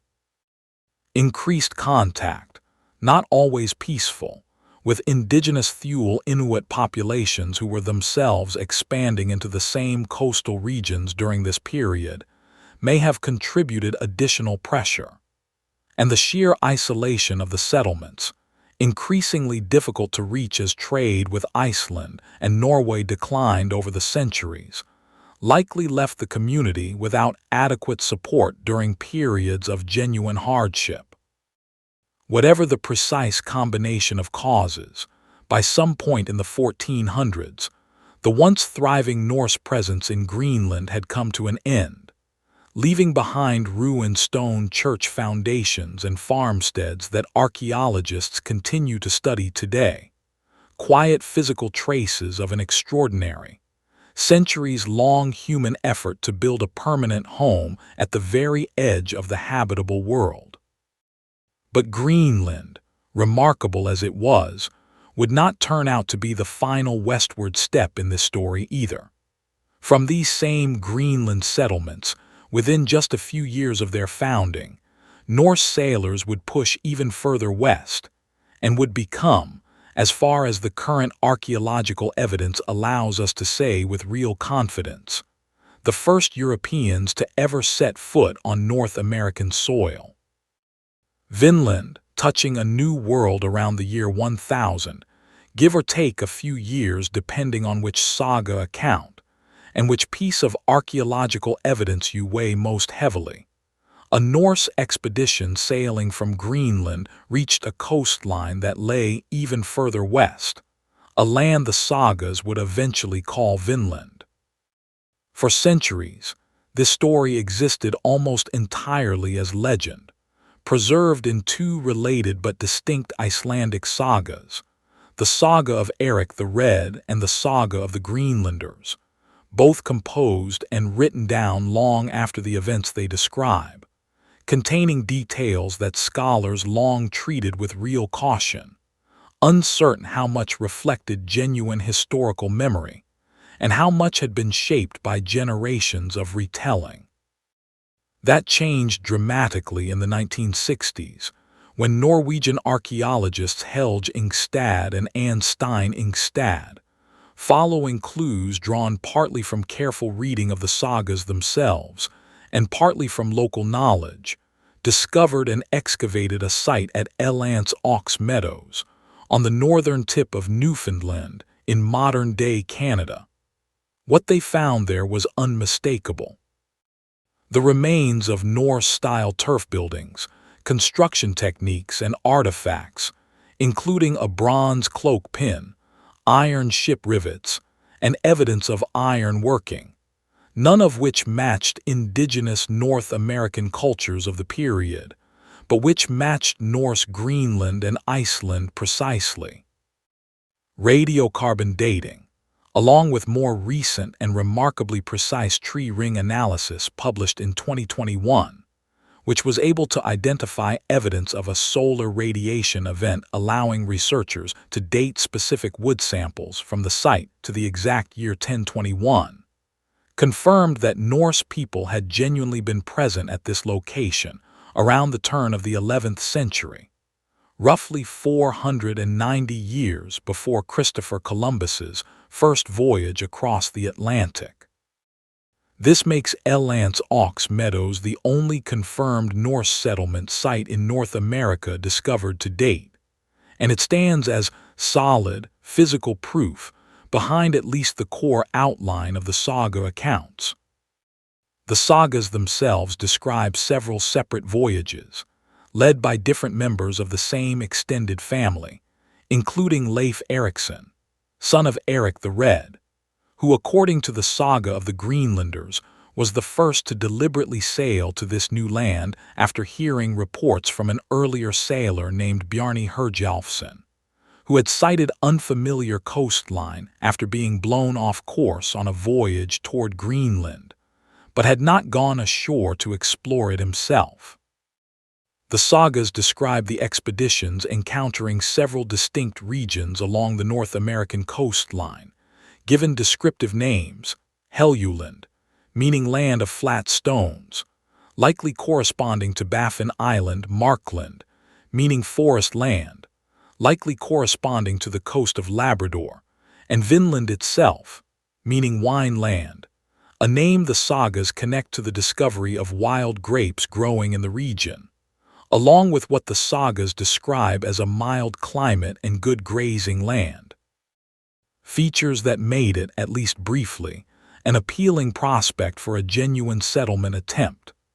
Elant's Ox Meadows itself appears, based on the archaeological evidence, to have functioned as a base camp, likely used for boat repair, and as a staging point for further, shorter expeditions exploring the coastline further south, rather than as a large-scale permanent farming settlement in itself. This matches reasonably well with the saga accounts, which describe attempts at more sustained settlement further south, in a region they call Vinland proper, though the precise location of any such further settlement, if it existed as described, has not been conclusively identified by archaeologists, and may simply not have left the kind of durable physical evidence that survived at the more northern base camp. What the sagas describe next tells us something important, and it connects the story of Vinland directly back to something we should sit with honestly. The Norse expeditions encountered indigenous peoples already living in these lands, referred to in the sagas by a term, skraelingar, that carries a somewhat dismissive or othering tone in Old Norse. Initial contact, according to the saga accounts, involved trading, Norse goods, including red cloth and dairy products, exchanged for furs. But relations deteriorated, and the sagas describe violent conflict eventually breaking out between the Norse settlers and the indigenous people of the region. Facing hostility from a population that, unlike the essentially uninhabited landscapes of Iceland and much of coastal Greenland, actually held established, defended territory here, and lacking any realistic prospect of overwhelming numbers or reinforcement across such an enormous ocean distance from Greenland or Norway. The Norse settlement attempts in Vinland were ultimately abandoned after what appears to have been a relatively short period, likely no more than a few years. This detail matters for an honest understanding of the whole story. The Norse reached North America roughly 5 centuries before Columbus, genuinely and verifiably, but they did not, and by the specific historical circumstances they encountered, likely could not, establish any lasting presence there in the way they had in the largely unpopulated landscapes of Iceland and coastal Greenland. Indigenous peoples with established communities, familiar with their own territory, and present in numbers the small Norse expeditions could not match, meant that this particular westward expansion, unlike the others we have discussed tonight, reached its natural limit and turned back. The story of Vinland remained alive afterward primarily through Greenland's continued, if increasingly infrequent, contact with the region, evidenced by later, brief mentions in historical records of voyages to fetch timber, a resource that remained genuinely scarce in Greenland itself, from the forests of Markland further south, suggesting some knowledge of an occasional practical use of these North American coastlines persisted for generations even after any attempt at permanent settlement had ended. We have now followed Norse expansion about as far as it physically went, from the fjords of home, across the North Sea to Britain and Ireland, down the rivers of Eastern Europe to Byzantium and the Islamic world, and across the open Atlantic to Iceland, Greenland, and briefly, the shores of North America itself. It is worth pausing here and turning inward again, back toward the beliefs, the gods, and the understanding of the world that these people carried with them on every single one of these journeys. Gods, fate, and the unseen world to understand how a Norse sailor made sense of a violent storm at sea, or how a farmer understood a poor harvest, or how a warrior faced the very real possibility of death far from home. We need to spend some time inside Norse religious belief itself. A rich, complicated worldview that shaped how these people understood their place in the universe. Norse mythology describes a cosmos built around a great world tree called Yggdrasil, an enormous ash tree whose branches and roots were believed to connect 9 separate realms, including Asgard, home of the principal gods known as the Aesir, Midgard, the realm of humans, Jotunheim, home of giants who existed in an ongoing, complicated relationship of conflict and occasional alliance with the gods, and Hell, a realm of the dead ruled by a goddess of the same name. This was not a simple, tidy cosmology.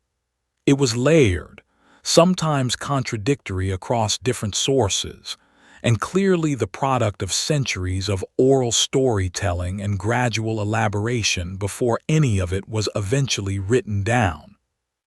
Our 2 primary written sources for Norse mythology, it is worth being honest, were both composed well after Scandinavia had converted to Christianity, primarily the Prose Edda and Poetic Edda, compiled in Iceland in the 13th century, generations after the pagan beliefs they describe had ceased to be the dominant religion. This means modern historians approach these sources with appropriate care, recognizing that later Christian authors, even when working to preserve and record older pagan tradition out of genuine cultural interest, may have shaped, softened, or reinterpreted certain details along the way. Even with this caveat, these texts remain our richest surviving window into what Norse pagans actually believed, supplemented by earlier fragments of skaldic poetry, runic inscriptions, and archaeological evidence.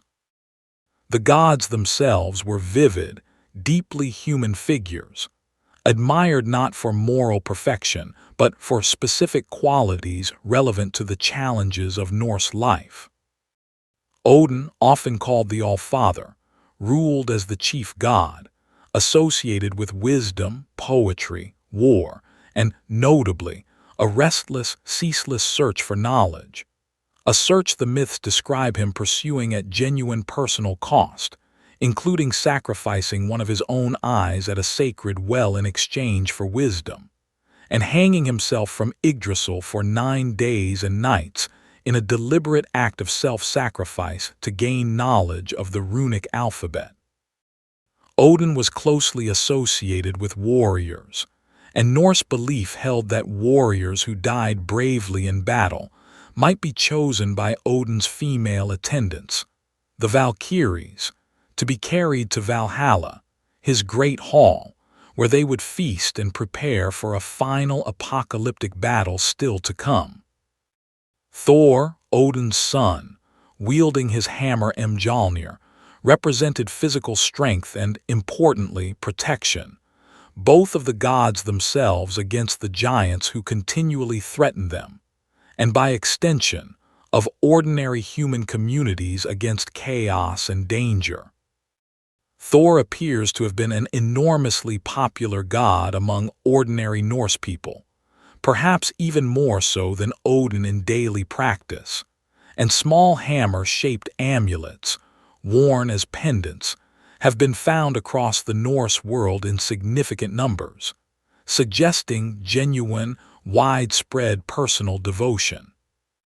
Freyja and her brother Freya among the Vanir, a second family of gods associated with fertility, prosperity, love, and the natural world, held major importance as well, particularly in matters of agriculture, childbirth, and general good fortune.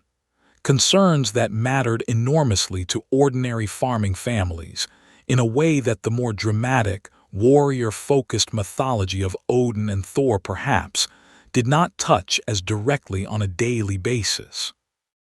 Central to this entire worldview was a concept that shaped Norse attitudes toward both life and death profoundly: the idea of fate. Norse belief held that even the gods themselves were bound by fate, embodied by three female beings called the Norns, who dwelt at the base of Yggdrasil and wove the destiny of gods and humans alike.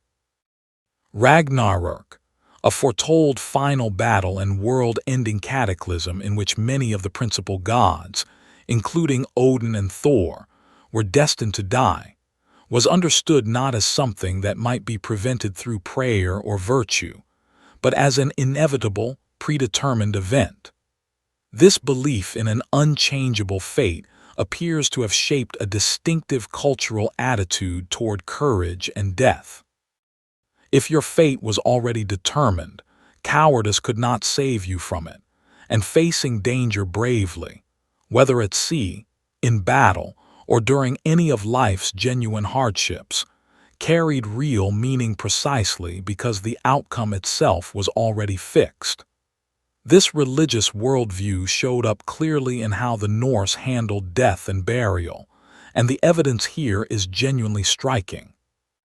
Burial customs varied by region, period, and social status, but archaeology has revealed everything from simple grave goods, practical items like tools, jewelry, and food meant to accompany the deceased into the next life, to genuinely elaborate ship burials in which an entire vessel, sometimes a real seaworthy ship, sometimes a stone arrangement built in the shape of one, was used as the deceased's final resting place, surrounded by grave goods reflecting their status and presumably meant to serve them in whatever existence followed death.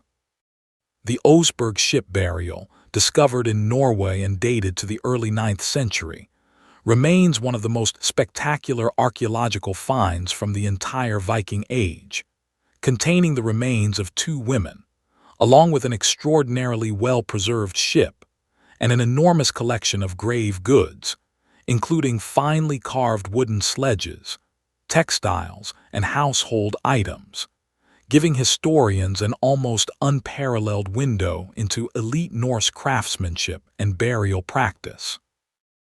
We already mentioned Ahmed ibn Fadlan's detailed eyewitness account of a Rus ship funeral along the Volga River, describing rituals, sacrifice, and a symbolic act of setting the deceased chieftain's ship ablaze. A written account that, remarkably, aligns in several key respects with what archaeology independently reveals about Norse burial practice elsewhere, lending real credibility to both types of evidence when considered together. It is worth remembering, as we sit with all of this, that religion for the Norse was not primarily an abstract system of belief separate from daily life. It was woven directly into agriculture, through seasonal festivals marking planting and harvest. It was woven into travel, through rituals and small offerings made before a dangerous voyage. It was woven into governance, since the assemblies we discussed earlier often opened with religious ritual, and even into naming, since Norse personal names frequently invoked the protection or favor of specific gods. This was a worldview that traveled with these people everywhere they went, shaping how a sailor faced a storm, how a farmer understood a hard winter, and how a family said goodbye to someone they loved. That religious world, however, would not remain unchanged for long. As Norse traders, raiders, and settlers came into ever closer, ever more frequent contact with Christian Europe, a slow but ultimately transformative religious shift began working its way through Scandinavian society, one that would eventually reshape almost every aspect of Norse life we have discussed so far tonight. Kings rising for much of the period we have discussed tonight, Scandinavia remained politically fragmented, a landscape of competing regional chieftains and jarls rather than unified kingdoms.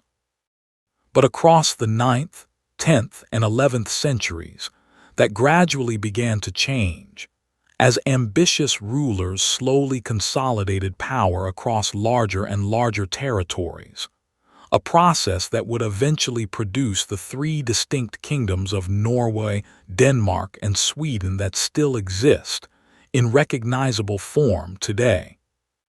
In Norway, tradition credits a king named Harald Fairhair with the first meaningful unification of the country's fractured regional territories, sometime in the late 9th century, following a decisive victory at the Battle of Hafrsfjord.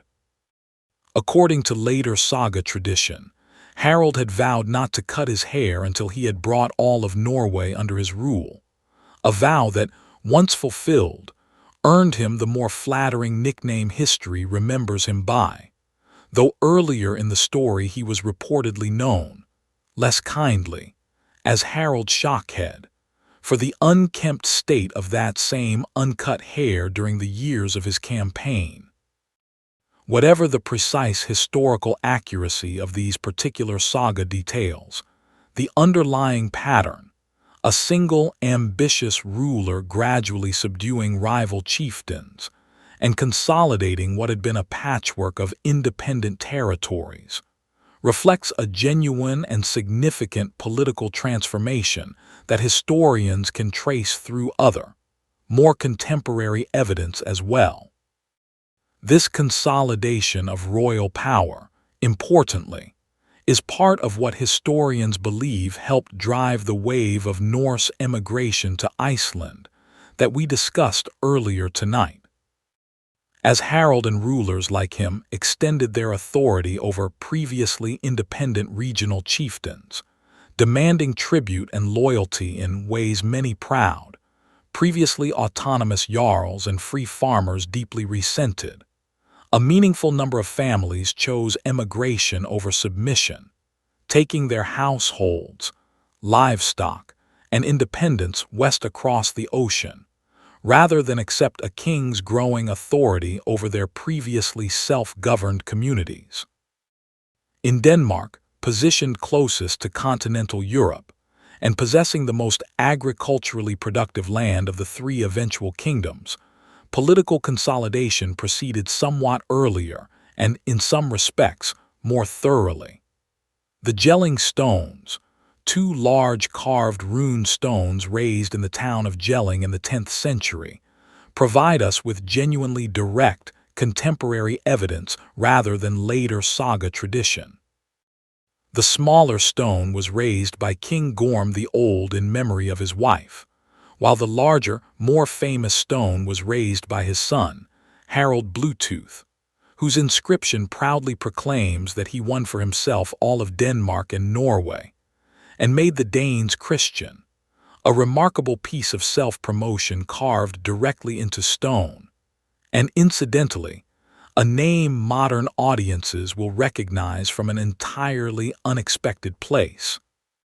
Since the wireless technology, invented centuries later, was deliberately named Bluetooth in his honor, based on the idea of a technology meant to unite different devices, much as Harald was remembered for uniting different territories and peoples.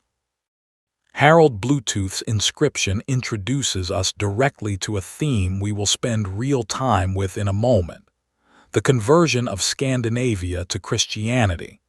But it is worth first finishing this picture of political consolidation, because the two processes, the rise of centralized royal power and the spread of a new religion, were deeply intertwined and mutually reinforcing throughout this period.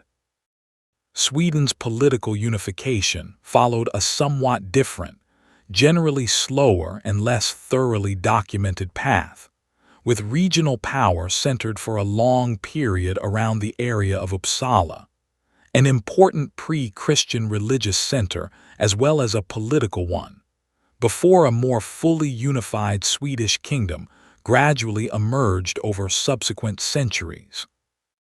Sweden's particular geography and history, oriented, as we discussed earlier, more toward the eastern trade routes and the world of the Rus than toward Western Europe, gave its political development a somewhat different character and pace compared to its Norwegian and Danish neighbors. What unified all three emerging kingdoms, despite their differences in pace and circumstance, was a broader pattern visible across much of early medieval Europe: ambitious rulers using a combination of military force, strategic marriage alliances, and, increasingly, the legitimizing authority of Christianity itself, to transform what had been loosely connected regional territories into more centralized, hereditary kingdoms with genuine institutional permanence. This transformation would prove enormously consequential, not only for how Scandinavia governed itself internally, but for how these newly consolidated kingdoms would project power abroad, including, as we are about to see, a dramatic and sustained Danish campaign to conquer and rule England itself. England under the Northern Shadow. Let's return now to England, the place where our story began this evening, because the relationship between the Norse world and the Anglo-Saxon kingdoms did not end with that single shocking raid on Lindisfarne.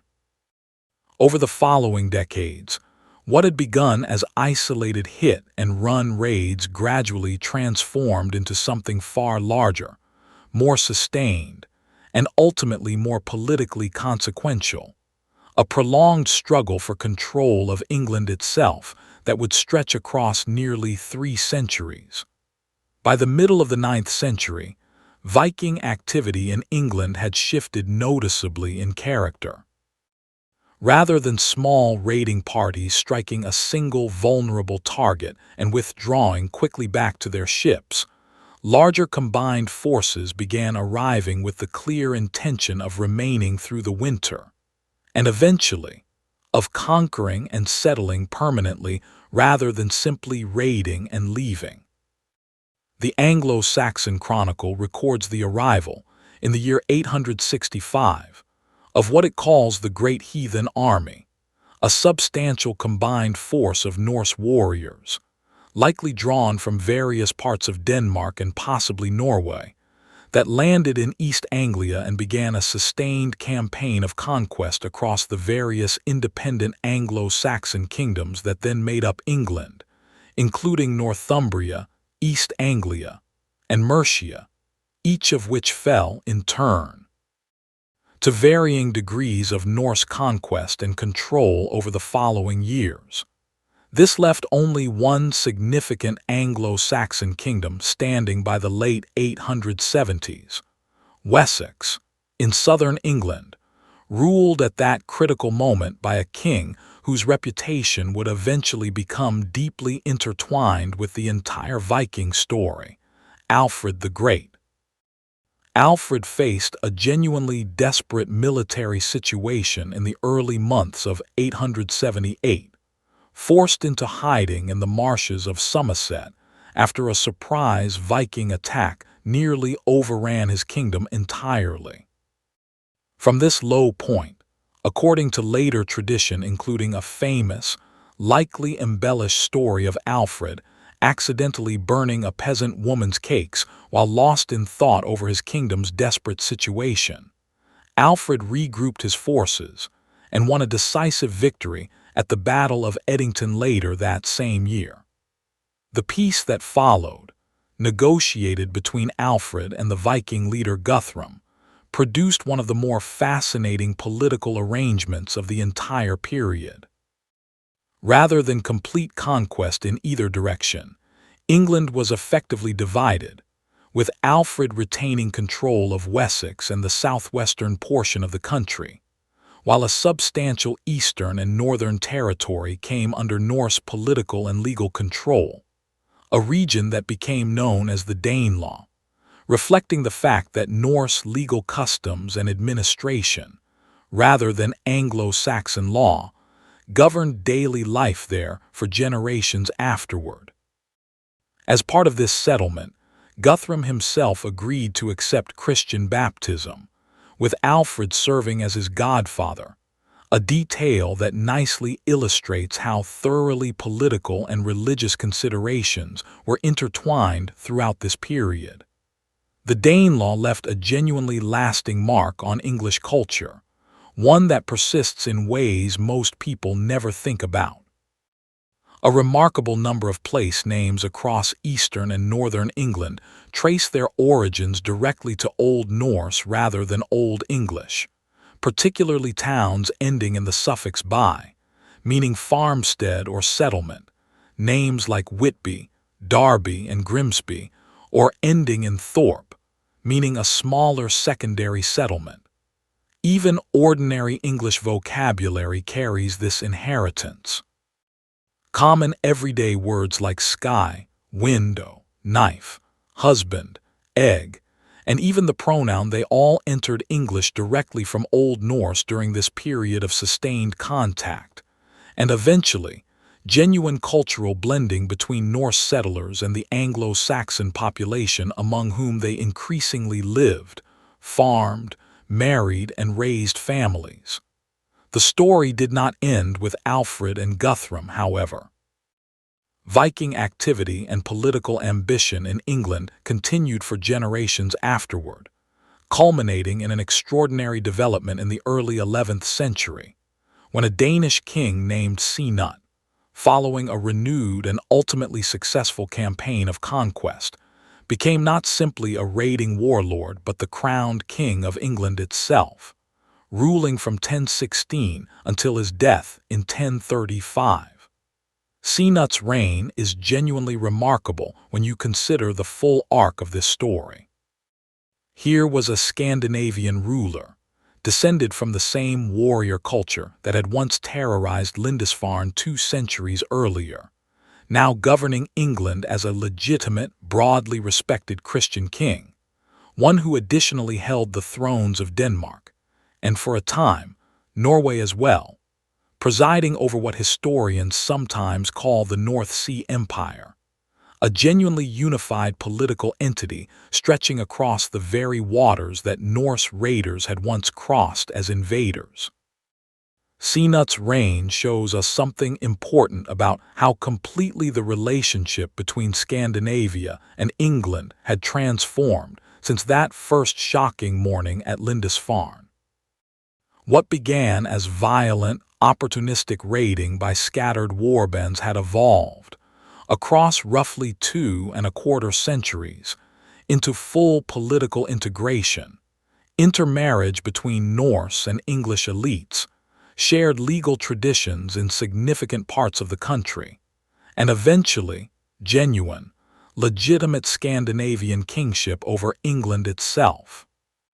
This slow, complicated transformation from raider to ruler, from outsider to insider, represents one of the most significant, if often underappreciated, political outcomes of the entire Viking Age.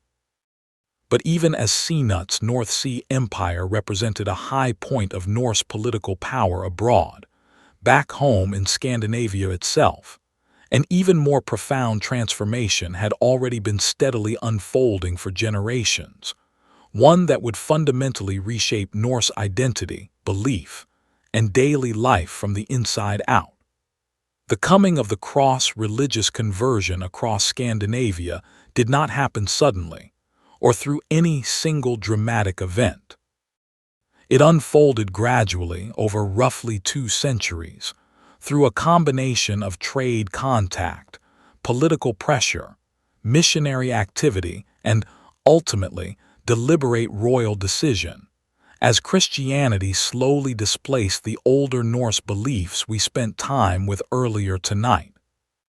Early contact between Scandinavia and Christianity actually predates the Viking Age itself, through trade relationships with Christian communities further south, and missionary efforts, including a notable mission led by a monk named Ansgar, sometimes called the Apostle of the North, who traveled to Denmark and Sweden in the 9th century seeking converts, with results that appear to have been modest and often temporary during his own lifetime. But that planted seeds that would grow more fully in later generations.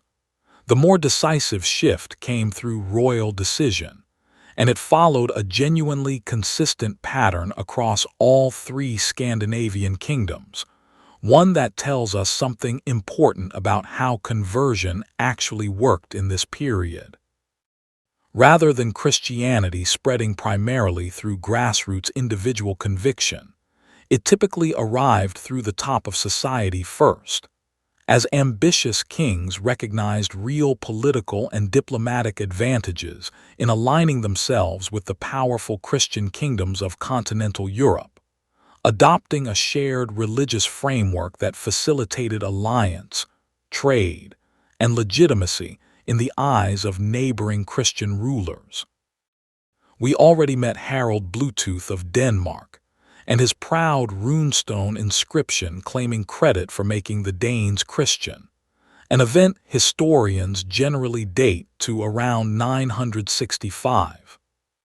Harald's conversion followed real political pressure from the powerful German Holy Roman Empire to his south, and his subsequent promotion of Christianity throughout Denmark, including the construction of churches, reflected a calculated royal strategy as much as, or perhaps more than, personal spiritual conviction, though we should be careful not to dismiss the possibility of genuine belief either, since the 2 motivations were rarely, in this period or any other, entirely separate from one another. In Norway, conversion followed a notably more contested and violent path. Kings including Olaf Tryggvason, who ruled in the late 10th century, and later Olaf Haraldsson, who would eventually be canonized as Saint Olaf following his death in battle in 1030, pursued Christianization with real force, destroying pagan temples, compelling conversion sometimes through violence and intimidation against chieftains and communities who resisted, and facing, in return, genuine armed opposition from those still committed to the old ways. Saint Olaf's death at the Battle of Stiklestad, fighting against a coalition that included Norwegians still resistant to his aggressive religious and political policies, illustrates just how contested and genuinely dangerous this transition remained, even as it eventually resulted in his becoming Norway's patron saint and one of medieval Scandinavia's most venerated religious figures. Iceland's conversion offers a particularly interesting case study, precisely because of the political institutions we discussed earlier. Rather than being imposed by a single king, Iceland's formal decision to adopt Christianity was made collectively, through the Althing, the National Assembly, around the year 1000. According to saga tradition, facing genuine risk of civil conflict between Christian and pagan factions within Icelandic society, a respected law speaker named Thorgeir Thorkelsson was asked to make a binding decision on behalf of the entire community. After a period of quiet, private deliberation, famously described as lying beneath a cloak for a full day and night in contemplation, Thorgeir announced that Iceland would formally adopt Christianity as its official religion, while notably permitting several specific pagan practices, including private worship of the old gods, the eating of horse meat, which had particular ritual significance in pagan tradition, and the exposure of unwanted infants, to continue for a period afterward. A genuinely pragmatic compromise designed to hold Icelandic society together during a moment of real potential fracture. This detail matters because it illustrates something true across Scandinavia more broadly during this transitional period. Conversion rarely meant an instant, complete replacement of old beliefs with new ones. For a generation or more following official conversion in each kingdom, evidence suggests a genuine blending and overlap of practice. Families who baptized their children as Christians while still wearing Thor's hammer amulets. Communities that built churches while continuing certain older seasonal customs and burial practices in modified form. And individuals who navigated a genuinely mixed religious world, rather than experiencing conversion as a single clean break from the past. The consequences of this religious transformation extended well beyond belief itself, reshaping Norse society in ways that connect directly back to almost everything we have discussed tonight. Christian teaching regarding the sanctity of religious institutions eventually reduced the practice of raiding churches and monasteries, one of the original engines of Viking Age violence against Western Europe. Literacy, previously limited primarily to the runic alphabet used mainly for short inscriptions, expanded significantly with the introduction of the Latin alphabet and the broader culture of manuscript writing that came with the Church, ultimately making possible the great written sagas we have referenced throughout tonight's journey, since without Christian-era scribes and monastic writing traditions, the oral stories of pre-Christian Scandinavia would very likely have been lost entirely, rather than preserved for us to study today. Marriage customs gradually shifted to align with Christian expectations, including a move away from the polygamous arrangements that wealthier Norse men had sometimes practiced under the older system. And the slave trade, though it did not end immediately or completely, faced increasing moral and religious pressure that would, over subsequent generations, contribute to its eventual decline within Scandinavian society. By the middle of the 11th century, Scandinavia had been substantially, if unevenly, transformed into part of Christian Europe, its kings recognized by, and increasingly related through marriage to, the royal houses of the wider continent, its raiding activity significantly diminished, and its political structures increasingly resembling the centralized, church-supported kingdoms found elsewhere across medieval Europe. The Viking Age, in the specific sense of raiding, exploration, and independent Norse political and religious identity that had defined the previous 2.5 centuries, was, quietly and gradually, drawing toward its close. There is, however, one final, genuinely dramatic chapter still left to tell, a single, remarkable year that historians often point to as the symbolic closing scene of the entire Viking Age. A year that would also happen to reshape the future of England itself for centuries to come. 1066, and the symbolic end of an age. The year 1066 is one of the most famous dates in English history, and most people, if they remember anything about it at all, remember it for a single event, the Norman Conquest, when William, Duke of Normandy, crossed the English Channel and defeated the Anglo-Saxon King Harold Godwinson at the Battle of Hastings. What far fewer people realize is that this famous battle was actually the second major invasion Harold faced that same extraordinary year, and the first one, arriving from the north rather than the south, represents, in the eyes of many historians, the true final curtain call of the entire Viking Age.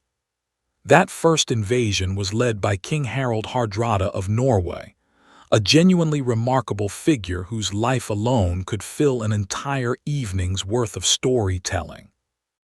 Before becoming King of Norway, Harald had lived an extraordinary early career, fleeing Norway as a young man following a failed battle, eventually making his way through the same eastern trade routes we discussed earlier tonight, all the way to Constantinople, where he served for years as a commander within the elite Varangian Guard, fighting in campaigns across the Mediterranean, the Middle East, and even reportedly in Sicily, before eventually returning north, accumulating enormous personal wealth along the way, and ultimately claiming the throne of Norway itself. His nickname, Hardrada, meaning hard ruler or stern counsel, reflects a reputation for ruthless, decisive leadership that he carried throughout his reign. In September of 1066, Harald Hardrada launched an invasion of England, claiming a disputed right to the English throne, and landed with a substantial force in northern England, near York, one of the most important cities in the old Danelaw region we discussed earlier, a place with deep, long-standing Norse cultural and political connections stretching back generations. King Harold Godwinson of England, upon learning of this invasion, marched his army an extraordinary distance north in remarkably short order, catching Harald Hardrada's forces genuinely by surprise at Stamford Bridge, a crossing point over the River Derwent, on September the 25th. The Battle of Stamford Bridge that followed was a decisive, hard-fought English victory. Harald Hardrada himself was killed in the fighting, struck, according to later tradition, by an arrow to the throat, and his invading force suffered catastrophic losses. The scale of the defeat was significant enough that, according to the Anglo-Saxon Chronicle, of the several hundred ships that had originally carried the Norwegian invasion force to England, only a small fraction were needed to carry the survivors back home again. It represented, in a very real, concrete sense, the end of any serious Norwegian royal ambition to conquer English territory by force, a goal that Norse kings and warlords had pursued, in various forms, for well over 2 centuries by that point. Here is the detail that makes this moment so genuinely poignant when you consider the full sweep of tonight's story. Harold Godwinson's victorious army barely had time to celebrate. Word soon reached him that William of Normandy had landed on England's southern coast, and Harold was forced to immediately march his exhausted, battle-worn troops the entire length of the country again, arriving in the south with an army that had already fought one major battle and endured brutal forced marches in both directions within a matter of days, before facing William's fresh Norman forces at Hastings on October the 14th. Harold was killed in that battle famously, according to later tradition depicted in the Bayeux Tapestry, by an arrow to the eye, and William's subsequent victory would reshape English language, law, culture, and governance for centuries to come. There is a genuine irony worth sitting with here, one that connects directly back to something we discussed earlier tonight. William of Normandy, the conqueror who would go on to fundamentally transform England, was not, strictly speaking, entirely unconnected to the Viking story himself. Normandy, the region of northern France from which William launched his invasion, took its very name from the Norsemen, the Northmen, who had settled there generations earlier, following a similar pattern of raiding followed by negotiated settlement that we saw play out in England's own Danelaw. A Norse chieftain named Rollo had been granted this territory by the French crown in the early 10th century, in exchange for peace and nominal loyalty, and his descendants, over roughly a century and a half of intermarriage with the local Frankish population, had become thoroughly French in language and culture, while retaining, perhaps, something of that same ambitious, seafaring, opportunistic spirit that had originally carried their Norse ancestors across the water to claim that territory in the first place. In a very real sense, then, 1066 represents two different, distant branches of the same original Norse expansionist impulse.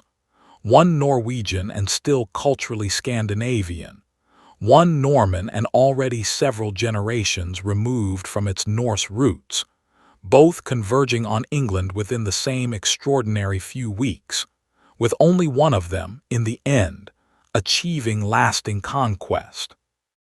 Historians generally treat 1066, and particularly the death of Harold Hardrada at Stamford Bridge, as a fitting, symbolic closing point for the Viking Age as a distinct historical period, even though, as with any broad historical era, the precise boundaries remain somewhat a matter of scholarly convention rather than a single clean, universally agreed upon endpoint.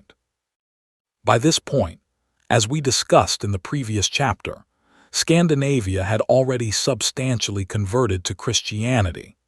Its kingdoms had become increasingly integrated into the broader political and religious fabric of medieval Europe, and the specific combination of factors, pagan religious worldview, land pressure at home, superior maritime technology, and a still fragmented, often undefended Western Europe, that had originally driven roughly 2.5 centuries of raiding, trading, and settlement had largely dissolved or transformed into something else entirely. The ships would keep sailing, of course. Trade continued. Scandinavian kingdoms remained active, sometimes powerful, participants in later medieval European politics.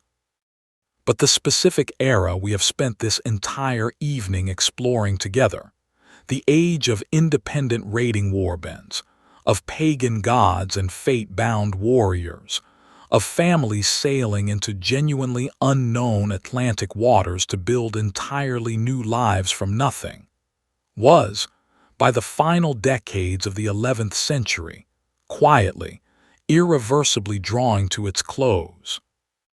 What then was actually left behind, once the ships stopped coming, once the old gods gave way to the new faith, once the raiding warbands became settled kingdoms indistinguishable, in most practical respects, from their Christian European neighbors? The answer turns out to be far more extensive and far more woven into the modern world than most people ever realize. What the sea carried home when we try to measure what the Viking Age actually left behind, it helps to move slowly, layer by layer, because the inheritance turns out to be much larger and much quieter than the dramatic raids that first come to mind when most people hear the word Viking. Start with language, since we touched on this earlier, but it deserves a fuller look. Modern English, the very language this story is being told in tonight, carries hundreds of words directly inherited from Old Norse, absorbed during those generations of contact, settlement, and intermarriage across the Danelaw and beyond. Ordinary words we use constantly without a second thought: sky, egg, knife, window, husband, skin, leg, anger, awkward, ugly, happy, and even fundamental grammatical words like they, them, and their, all trace their roots directly back to the language spoken by Norse settlers who made their homes across eastern and northern England more than 1,000 years ago. Every time an English speaker anywhere in the world uses one of these words, they are, in a small, invisible way, still carrying forward a piece of that Norse inheritance, whether they realize it or not. Place names carry this same inheritance across the physical landscape itself. We already mentioned towns ending in by and thorp, but the pattern extends much further into features of the landscape itself: fell for a hill or mountain, dale for a valley, beck for a stream. Words still used today across parts of northern England exactly as Norse settlers once used them. A living linguistic fossil record embedded directly into how people describe the very ground beneath their feet. Genetics tells a similarly striking, if more recently understood, story. Modern DNA research has confirmed substantial Norse genetic contribution across the British Isles, particularly in regions with historically documented Norse settlement, including parts of Scotland, the Scottish Islands, Ireland, and northern England, along with, of course, the entire population of Iceland, whose modern residents descend directly, in significant part, from those original Norwegian and notably Irish and Scottish settlers. Since Norse expeditions to Iceland frequently included both Norse men and women taken or recruited from Norse settlements already established in Ireland and Scotland, producing a founding population that was, from the very beginning, a genuine blend of Scandinavian and Gaelic ancestry, a detail modern genetic studies of Icelandic populations have confirmed with real precision. Political and legal institutions carry Norse inheritance as well, in ways that are easy to overlook precisely, because they have become such a normal, unremarkable part of how certain societies function. The Isle of Man, a self-governing territory between England and Ireland, maintains a parliament called the Tynwald, whose name derives directly from the Old Norse word for assembly field, the same root concept behind the Icelandic Althing we discussed earlier, and the Tynwald claims a continuous history stretching back to Norse settlement of the island, making it, by some accounts, one of the oldest continuously functioning parliamentary bodies anywhere in the world. The physical remains of this world continue to surface as well, sometimes quite literally, through ongoing archaeological discovery. Major hoards of Viking Age silver, jewelry, and everyday objects continue to be found across Britain, Ireland, and Scandinavia, even in recent years, sometimes by professional archaeologists conducting planned excavations, and sometimes, remarkably, by amateur metal detector enthusiasts stumbling across buried treasure that has waited patiently underground for 1,000 years or more. Cities including York in England, Dublin in Ireland, and numerous towns across Scandinavia itself maintain dedicated museums built specifically around Viking Age archaeological finds, allowing modern visitors to walk through carefully reconstructed streets and buildings and encounter, close up, the actual tools, weapons, jewelry, and everyday household objects that real Norse families once owned and used. Dublin's story deserves particular mention here, since we mentioned it briefly earlier and never fully returned to it.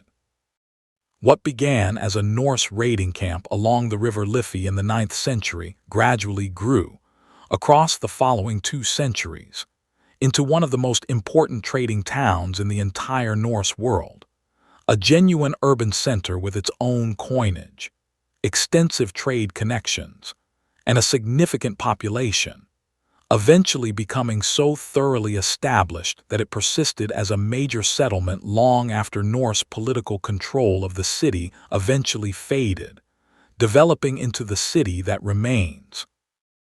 To this day, the capital of Ireland, its origins as a Norse trading settlement now honored through dedicated archaeological museums built directly on top of the excavated remains of that original Viking Age town.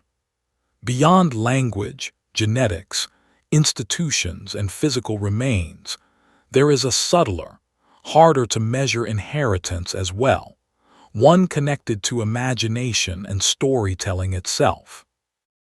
The sagas, the mythology, the sheer dramatic sweep of this history have inspired an enormous body of later art, literature, and popular culture, from 19th century Romantic composers and painters rediscovering, and in the process, sometimes distorting Norse mythology for their own artistic purposes, which, as we discussed earlier, is where that persistent myth of the horned helmet actually originated, all the way through to modern television series, films, and popular history that continue to fascinate audiences around the world today, evidenced in a way by the simple fact that you are here right now, at the end of a long day, listening to this very story. It is worth ending this particular reflection, though, not with the grand sweep of language and archaeology, but with something smaller and more human, because that has been the real heart of tonight's journey all along. Every runestone we mentioned tonight, raised by a grieving family member in memory of someone who traveled east to Byzantium and never returned, or a beloved wife remembered for her skill as a homemaker, represents an individual human life, briefly but genuinely touched by love and loss, exactly as real and exactly as significant as any life lived today. The Viking Age was made of dramatic voyages and violent raids, certainly, and we have not shied away from that tonight. But underneath all of it, holding the entire story together, were ordinary families cooking dinner by firelight, women spinning wool through long winter evenings, children learning to handle a boat almost as soon as they could walk, and communities gathering each summer at their local assembly to argue, laugh, trade news, and hold their fragile, difficult, remarkable world together for one more year. A morning in the market town, let's step inside one more scene tonight, because we have spent time on farms, on ships, on battlefields, and inside the world of gods and fate, but we have not yet walked through one of the genuine trading towns that grew up across the Norse world during this period, places quite different in character from the scattered rural farmsteads that made up most of Scandinavian life.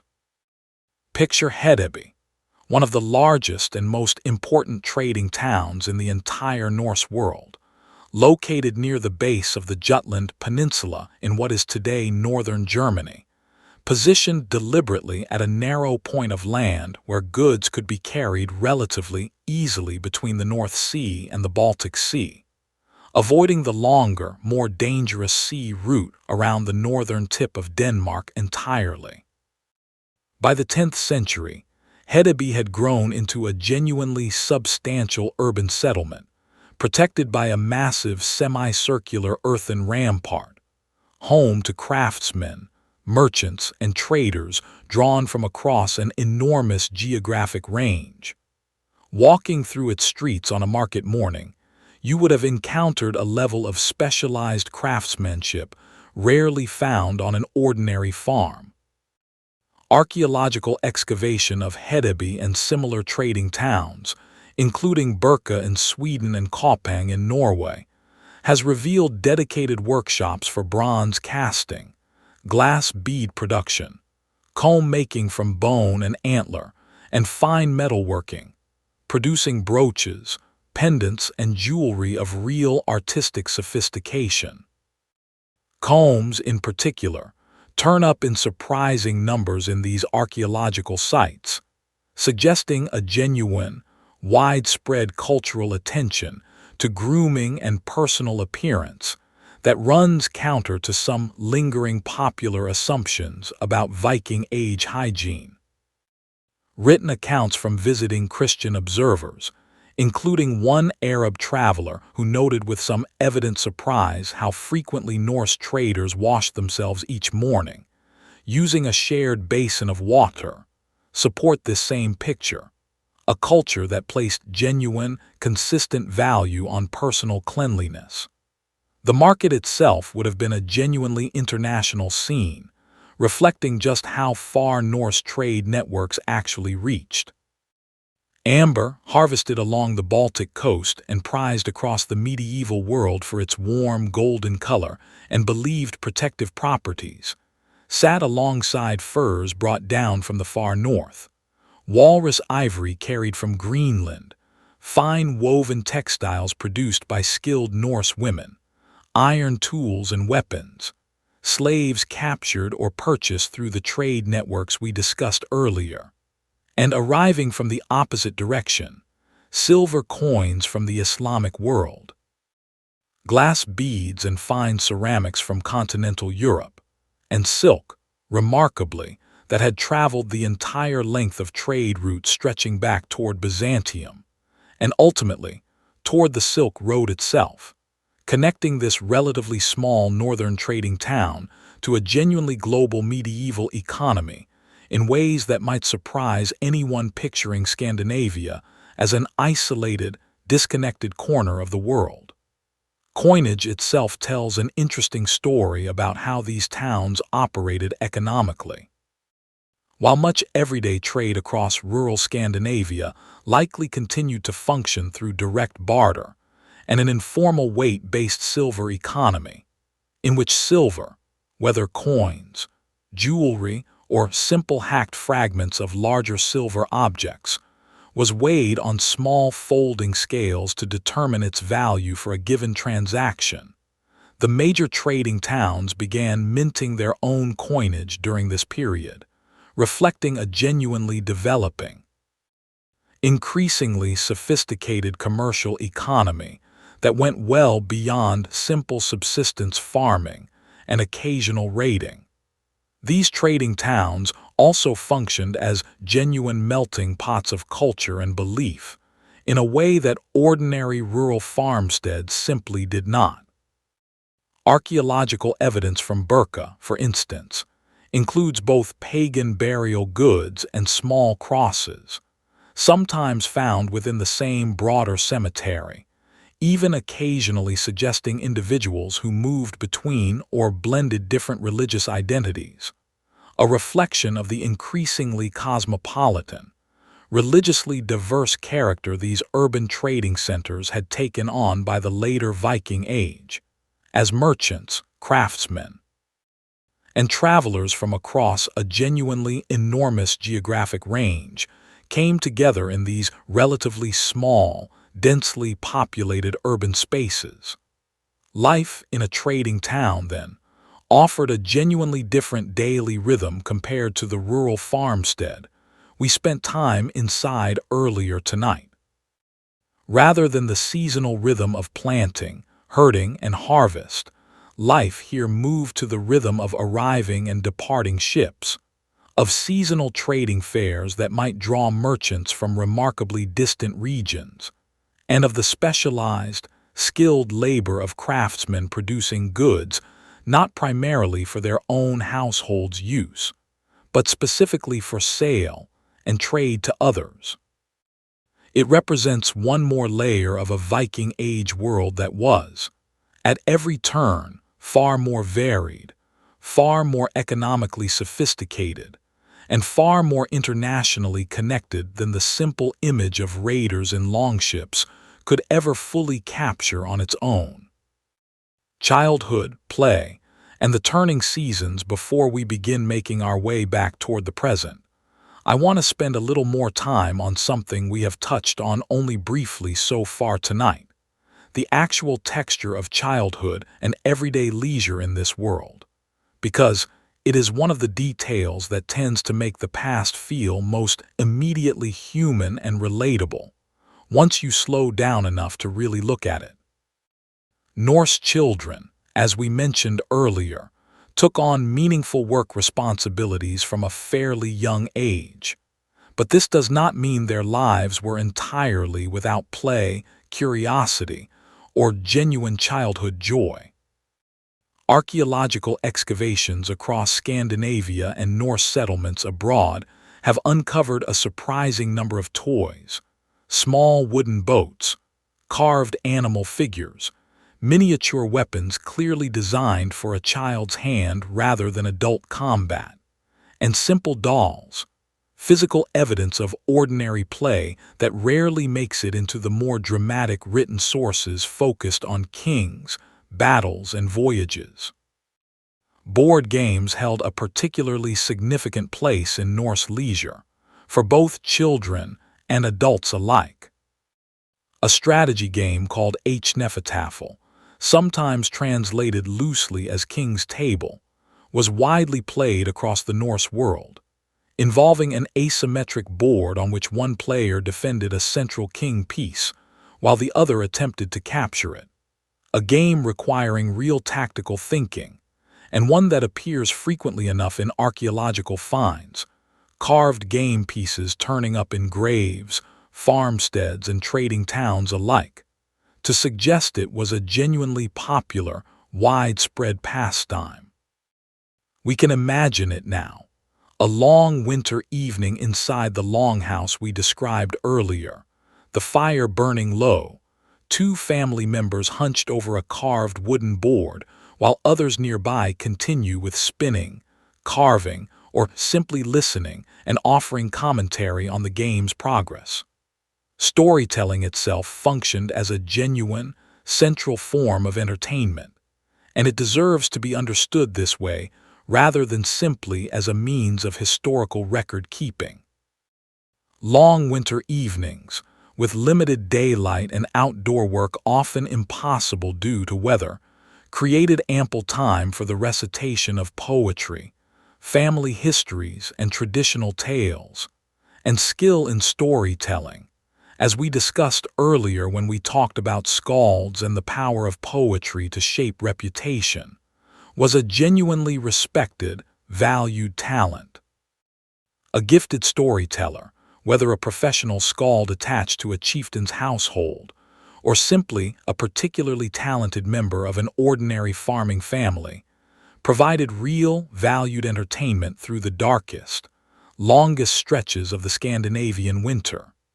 Music, too, played its part, evidenced by archaeological discoveries of simple wind instruments carved from wood and animal bone, alongside lyres similar to instruments found elsewhere in early medieval Europe. Combined with singing, storytelling, games, and the general sociability of shared meals and evening gatherings, these details paint a picture of Norse domestic life that, while certainly demanding and physically hard by modern standards, was not simply an unrelenting grind of survival. There was laughter here. There was genuine pleasure taken in a well-told story, a well-played game, a well-brewed batch of beer shared among neighbors. The rhythm of the seasons themselves shaped this leisure time as much as it shaped work. Summer, with its long daylight hours stretching, at Scandinavia's northern latitudes, into something close to genuine midnight sun in the far north, brought intense agricultural labor, but also the major seasonal gatherings we discussed earlier, the assemblies, trading fairs, and for those with the means and ambition, the launching of raiding or trading expeditions, all concentrated into this relatively brief window of favorable weather and open sailing conditions. Winter, by contrast, turned the household inward, toward the hearth, toward close family proximity, toward exactly the kind of storytelling, craftwork, and quiet social life we have just described. This seasonal rhythm also shaped how Norse communities marked time and celebration.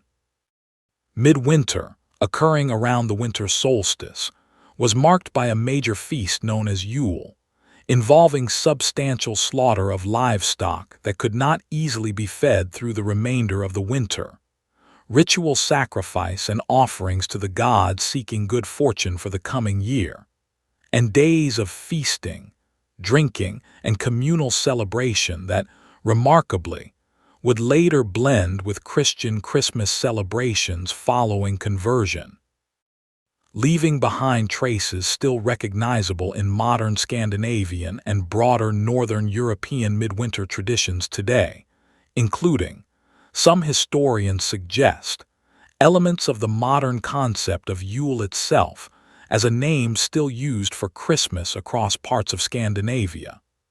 It is worth sitting, for just a moment longer, with this fuller picture of Norse daily life before we begin drawing tonight's journey to its close.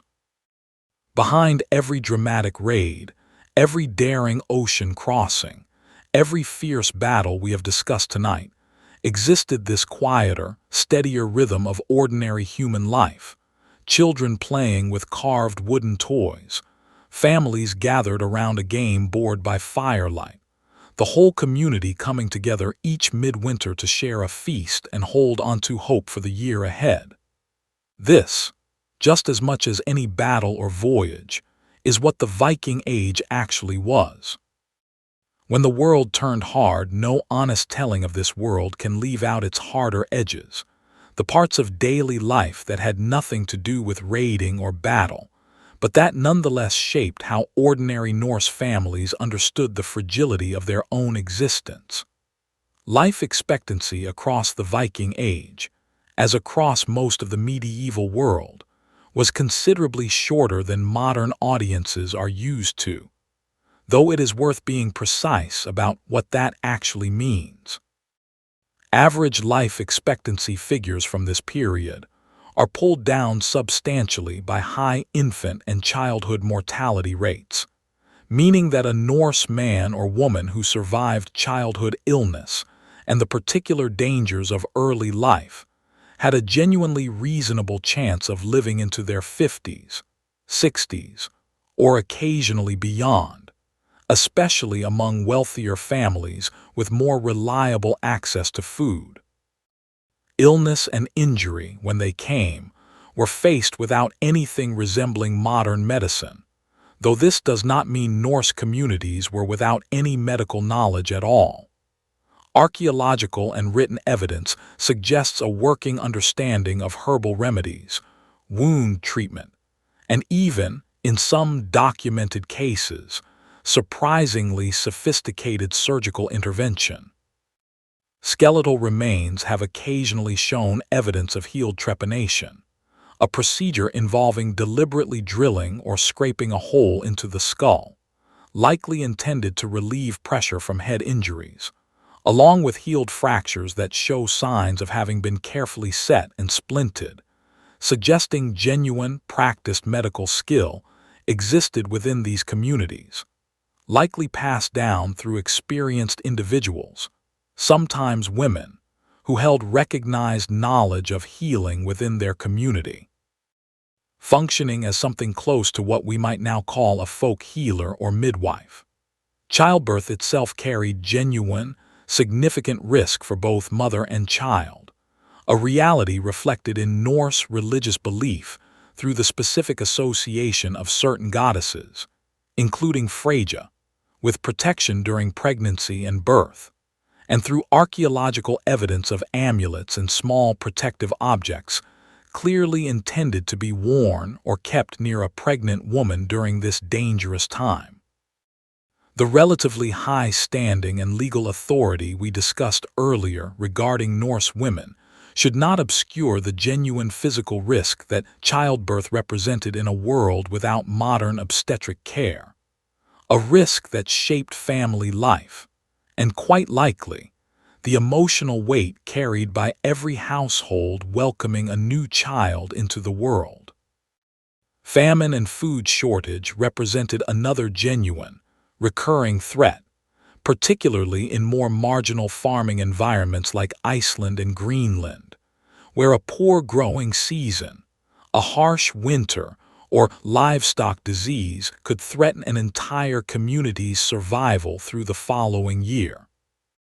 Archaeological evidence from Greenland, in particular, has revealed periods of clear nutritional stress in later centuries of the settlement's existence, consistent with the broader climate and trade pressures we discussed earlier as likely contributors to that colony's eventual disappearance.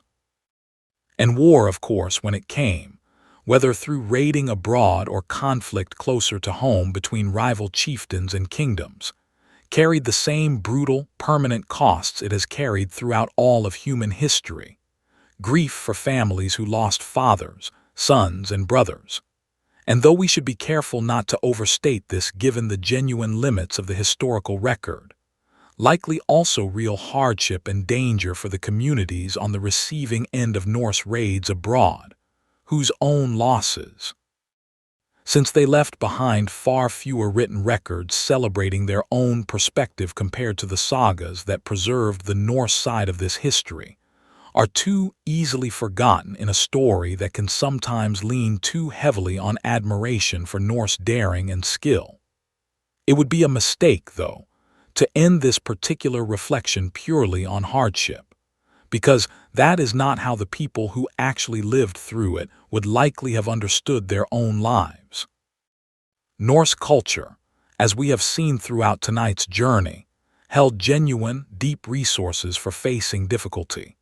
A religious worldview that gave meaning to courage in the face of an already determined fate, strong obligations of family and community that meant no one faced hardship entirely alone, and a rich tradition of storytelling, humor, and shared celebration that provided real comfort and connection even during the hardest stretches of a long winter or a difficult year.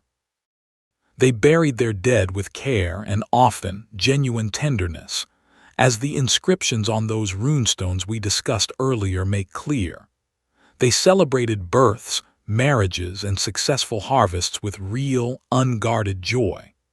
And they built, across roughly 3 centuries, an extraordinary, far-reaching world, out of nothing more than difficult land, cold water, and their own remarkable resourcefulness. It is with that fuller picture in mind, hardship and joy held together, exactly as they exist in any genuinely honest telling of any human life, that we can finally, gently, begin making our way back home tonight, toward the quiet close of this long journey together. The Northern Isles, before we make our way to the very end of tonight's journey, there is one more corner of the Norse world worth visiting, a cluster of islands that became, in some respects, more thoroughly and more permanently Norse than almost anywhere else outside Scandinavia itself, and whose story tends to get overshadowed by the more famous history of England and Ireland. The Orkney and Shetland Islands, lying off the northern tip of Scotland, sit almost exactly on the natural sailing route between Norway and the rest of the British Isles, which made them an obvious, early target for Norse settlement rather than simple raiding.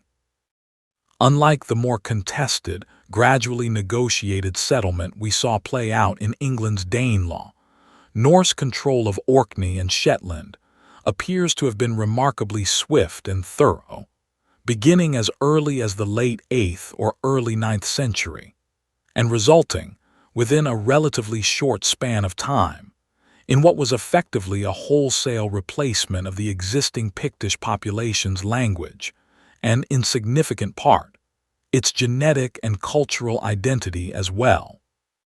At least based on the evidence currently available to historians and archaeologists, these islands developed into a genuinely independent, powerful Norse earldom, ruled by a line of jarls who governed with real autonomy, often paying only nominal loyalty to the kings of Norway, and who built a society that, in its language, law, and daily customs, remained recognizably Norse for an extraordinarily long time, centuries after similar Norse identity had faded or blended more thoroughly elsewhere.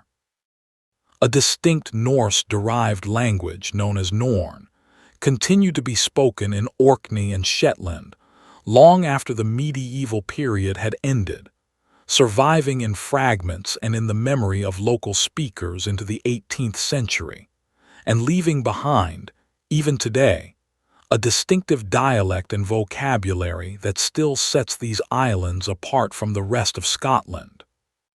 The Orkneyinga saga, an Icelandic saga composed specifically to record the history of the Earls of Orkney, gives us an unusually detailed, if naturally saga-influenced, window into the political life of this island earldom, including its complicated, sometimes violent relationships with the kings of both Norway and Scotland, both of whom, at various points across the medieval period, claimed some degree of authority over these strategically valuable islands.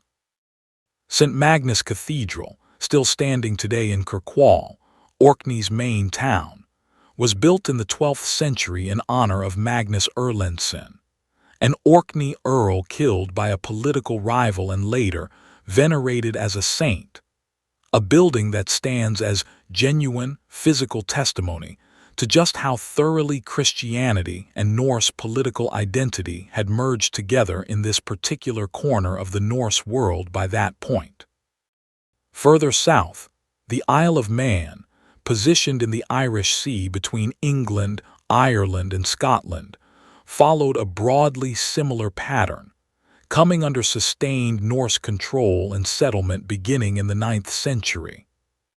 We already mentioned the island's parliament, the Tynwald, whose name and origins trace directly back to this period of Norse governance, and whose annual outdoor meeting, still held today on a specially constructed mound, continues a tradition of public assembly stretching back, by the island's own reckoning, over 1,000 years, making it a genuinely rare, living continuation of exactly the kind of Norse assembly culture we discussed earlier tonight in the context of Iceland's Althing. What makes these northern island communities so valuable to our understanding of the broader Viking Age is precisely how long and how thoroughly Norse identity persisted there, compared to the more gradual blending we saw in places like the English Danelaw.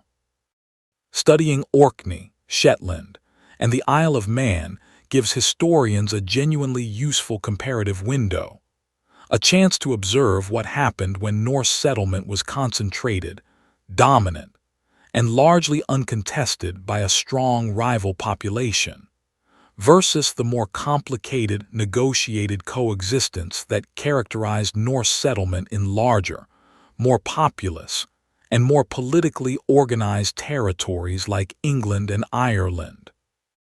Sailing away from these northern islands now, back out into open water one final time, we have essentially completed the full geographic circle of tonight's journey, from the fjords of home, outward across raiding, trading, and settlement in every direction the Norse world reached, and now, finally, back toward a single quiet resting point, before we let this long story close for the night. What they wore, what they carried there is one more everyday detail worth spending some quiet time with before we close, because it is something almost everyone pictures inaccurately, shaped far more by film costume departments than by actual historical evidence. What did Norse people actually look like, day to day, as they moved through their world? Clothing, for most ordinary Norse people, was made primarily from wool and linen, produced through exactly the labor-intensive spinning and weaving process we described earlier tonight inside the Longhouse. Men typically wore a long-sleeved tunic, reaching roughly to the knee, paired with trousers and secured at the waist with a belt from which a knife, and often a small pouch containing personal items, would hang, since pockets in the modern sense did not yet exist.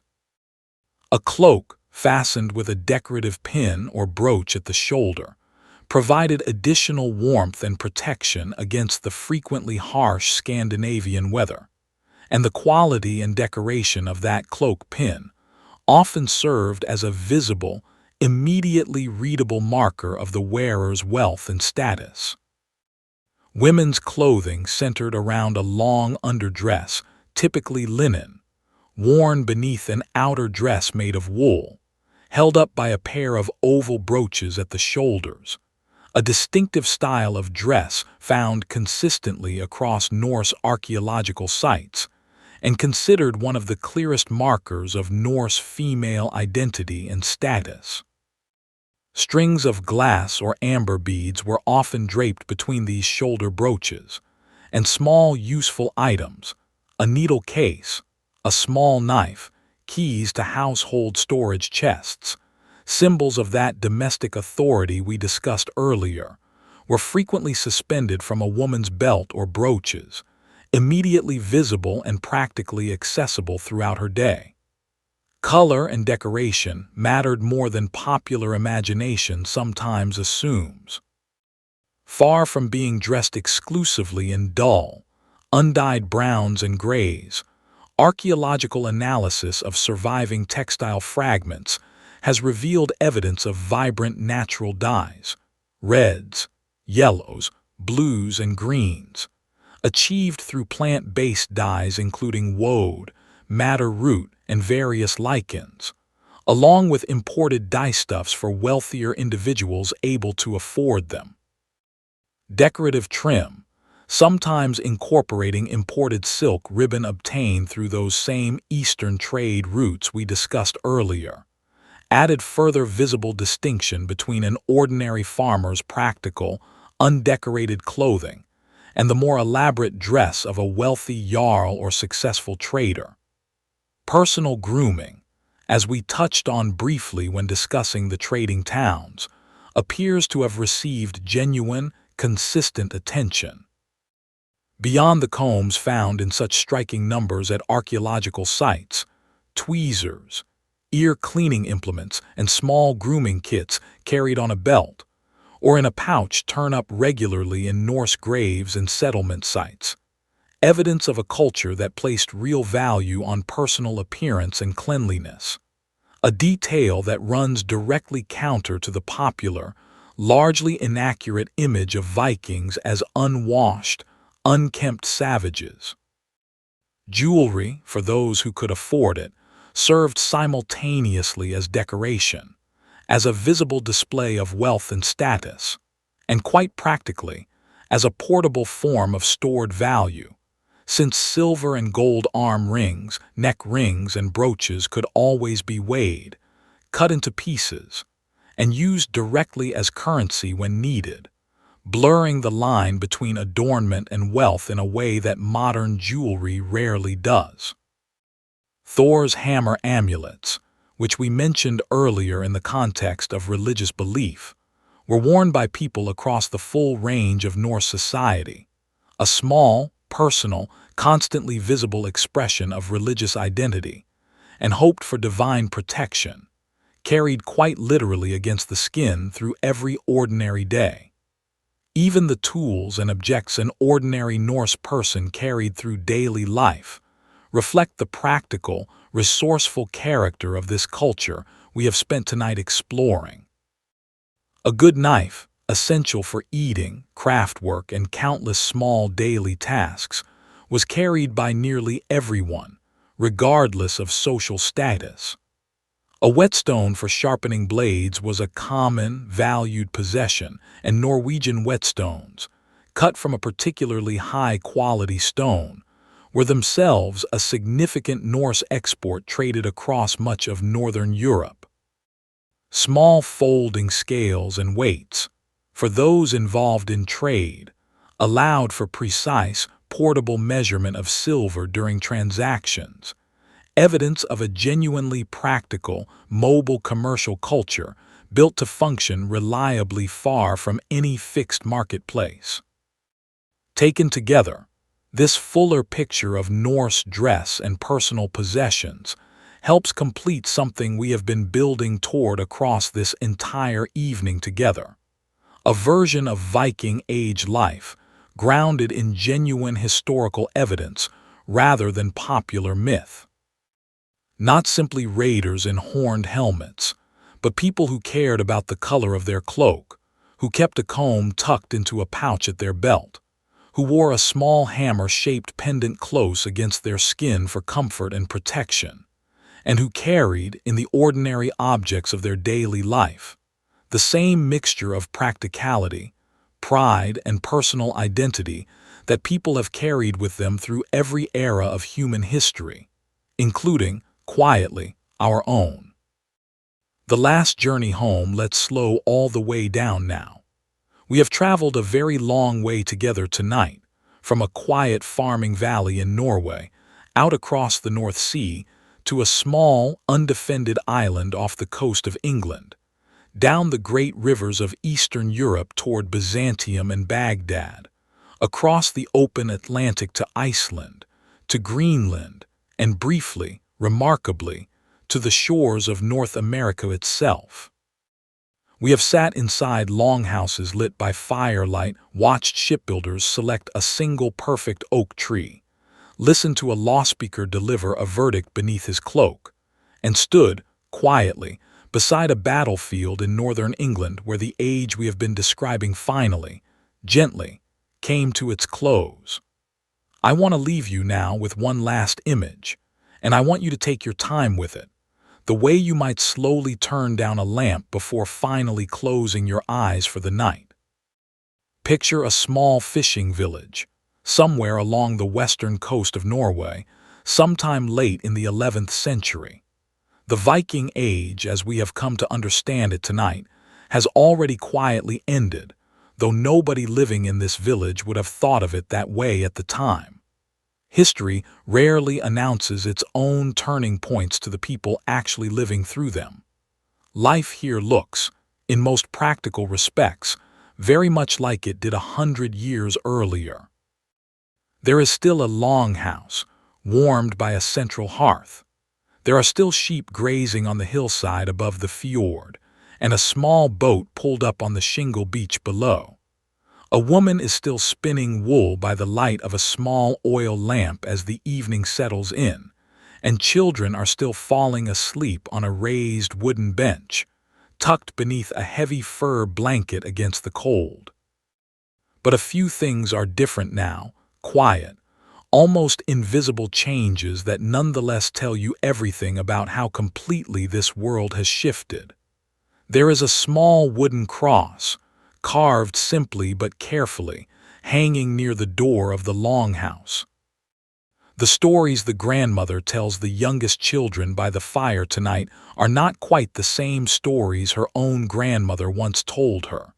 Some of the old names, Odin, Thor, Freyja, still appear, softened now into folk tales and half-remembered legend rather than living, active belief. Down at the shore, the boat pulled up on the beach is smaller than the great ocean-going ships we spent time with earlier tonight, built for fishing and short coastal trips rather than raiding voyages to distant, undefended shores. Nobody in this village is planning a summer expedition to England or Ireland this year. That particular chapter of their family's history, if it ever happened at all, belongs now to their grandparents' stories, not to their own plans for the coming season. And yet, if you listen closely, something essential remains exactly the same. The fire still needs tending. The sheep still need to be brought down from the hillside before the weather turns.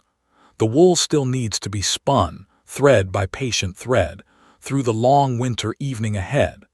The children still need to be fed and warmed and told a story before they finally drift off to sleep. This, in the end, is the part of the story that never really changes, no matter which century you happen to be standing in. Ordinary people doing ordinary necessary things for the people they love, one quiet evening at a time. That, I think, is the real thing worth carrying with you from tonight's journey, more than any single date or battle or king's name. The Vikings were not simply the raiders and warriors that popular memory has sometimes reduced them down to. They were farmers watching the weather. They were mothers managing a household through a hard winter. They were children learning to handle a small boat almost as soon as they could walk. They were craftsmen selecting a single perfect tree for a ship that might carry their family safely across an ocean nobody in their community had ever crossed before. They were, in the most important sense, simply people, living their lives as fully and as thoughtfully as they knew how, inside a world that was, by turns, beautiful, difficult, violent, and remarkably resourceful. Their world is gone now, of course, the way every human world eventually gives way to the next one. The longhouses have long since fallen and returned to Earth, all but a handful of foundations that patient archaeologists have carefully uncovered and studied. The old gods have quieted into folklore and museum exhibits. The great trading towns have grown, in most cases, into ordinary modern cities, their Viking Age layers buried now beneath centuries of later construction. But something of that world remains with us still, in the words we use without ever thinking about their origin, in the place names scattered across a map of northern England, in a small self-governing parliament on an island in the Irish Sea whose very name still echoes an assembly field 1,000 years old, and in the simple, enduring fact that human beings, whenever and wherever they have lived, have always found ways to build homes, raise families, tell stories, and hold onto hope, even in the hardest and coldest corners of the world. So let the fire in your own mind burn all the way down now. Let your body settle a little heavier into wherever you happen to be resting tonight, whether that is a bed, a couch, or somewhere in between. Somewhere out past the edge of this story, a longship sits quietly at anchor in a calm fjord, its sail furled, its crew asleep below deck, waiting patiently for a morning tide that, for tonight at least, is still hours and hours away. If you enjoyed this quiet journey through the Viking Age, I would love it if you considered subscribing, so you can join us for the next one whenever it arrives. And before you drift off completely, I would genuinely love to know in the comments where you were listening from tonight and what time it happened to be where you are. Maybe you were on the eastern coast of the United States, deep into the middle of the night. Maybe you were somewhere in Europe, catching this during a quiet afternoon. Wherever you were, I like knowing this story found its way to you. And if any part of tonight's journey struck you, a detail about the ships, or the women who ran these farms and households, or the strange, quiet ending at Stamford Bridge, I would love to hear your thoughts on that too, whenever you have a moment. And if you are still awake, if your eyes have not quite closed yet, there is another quiet journey waiting for you, another fire to sit beside, another corner of the past ready to be explored slowly, gently, whenever you are ready for it. Rest well. And thank you sincerely for spending this time in the past with me tonight.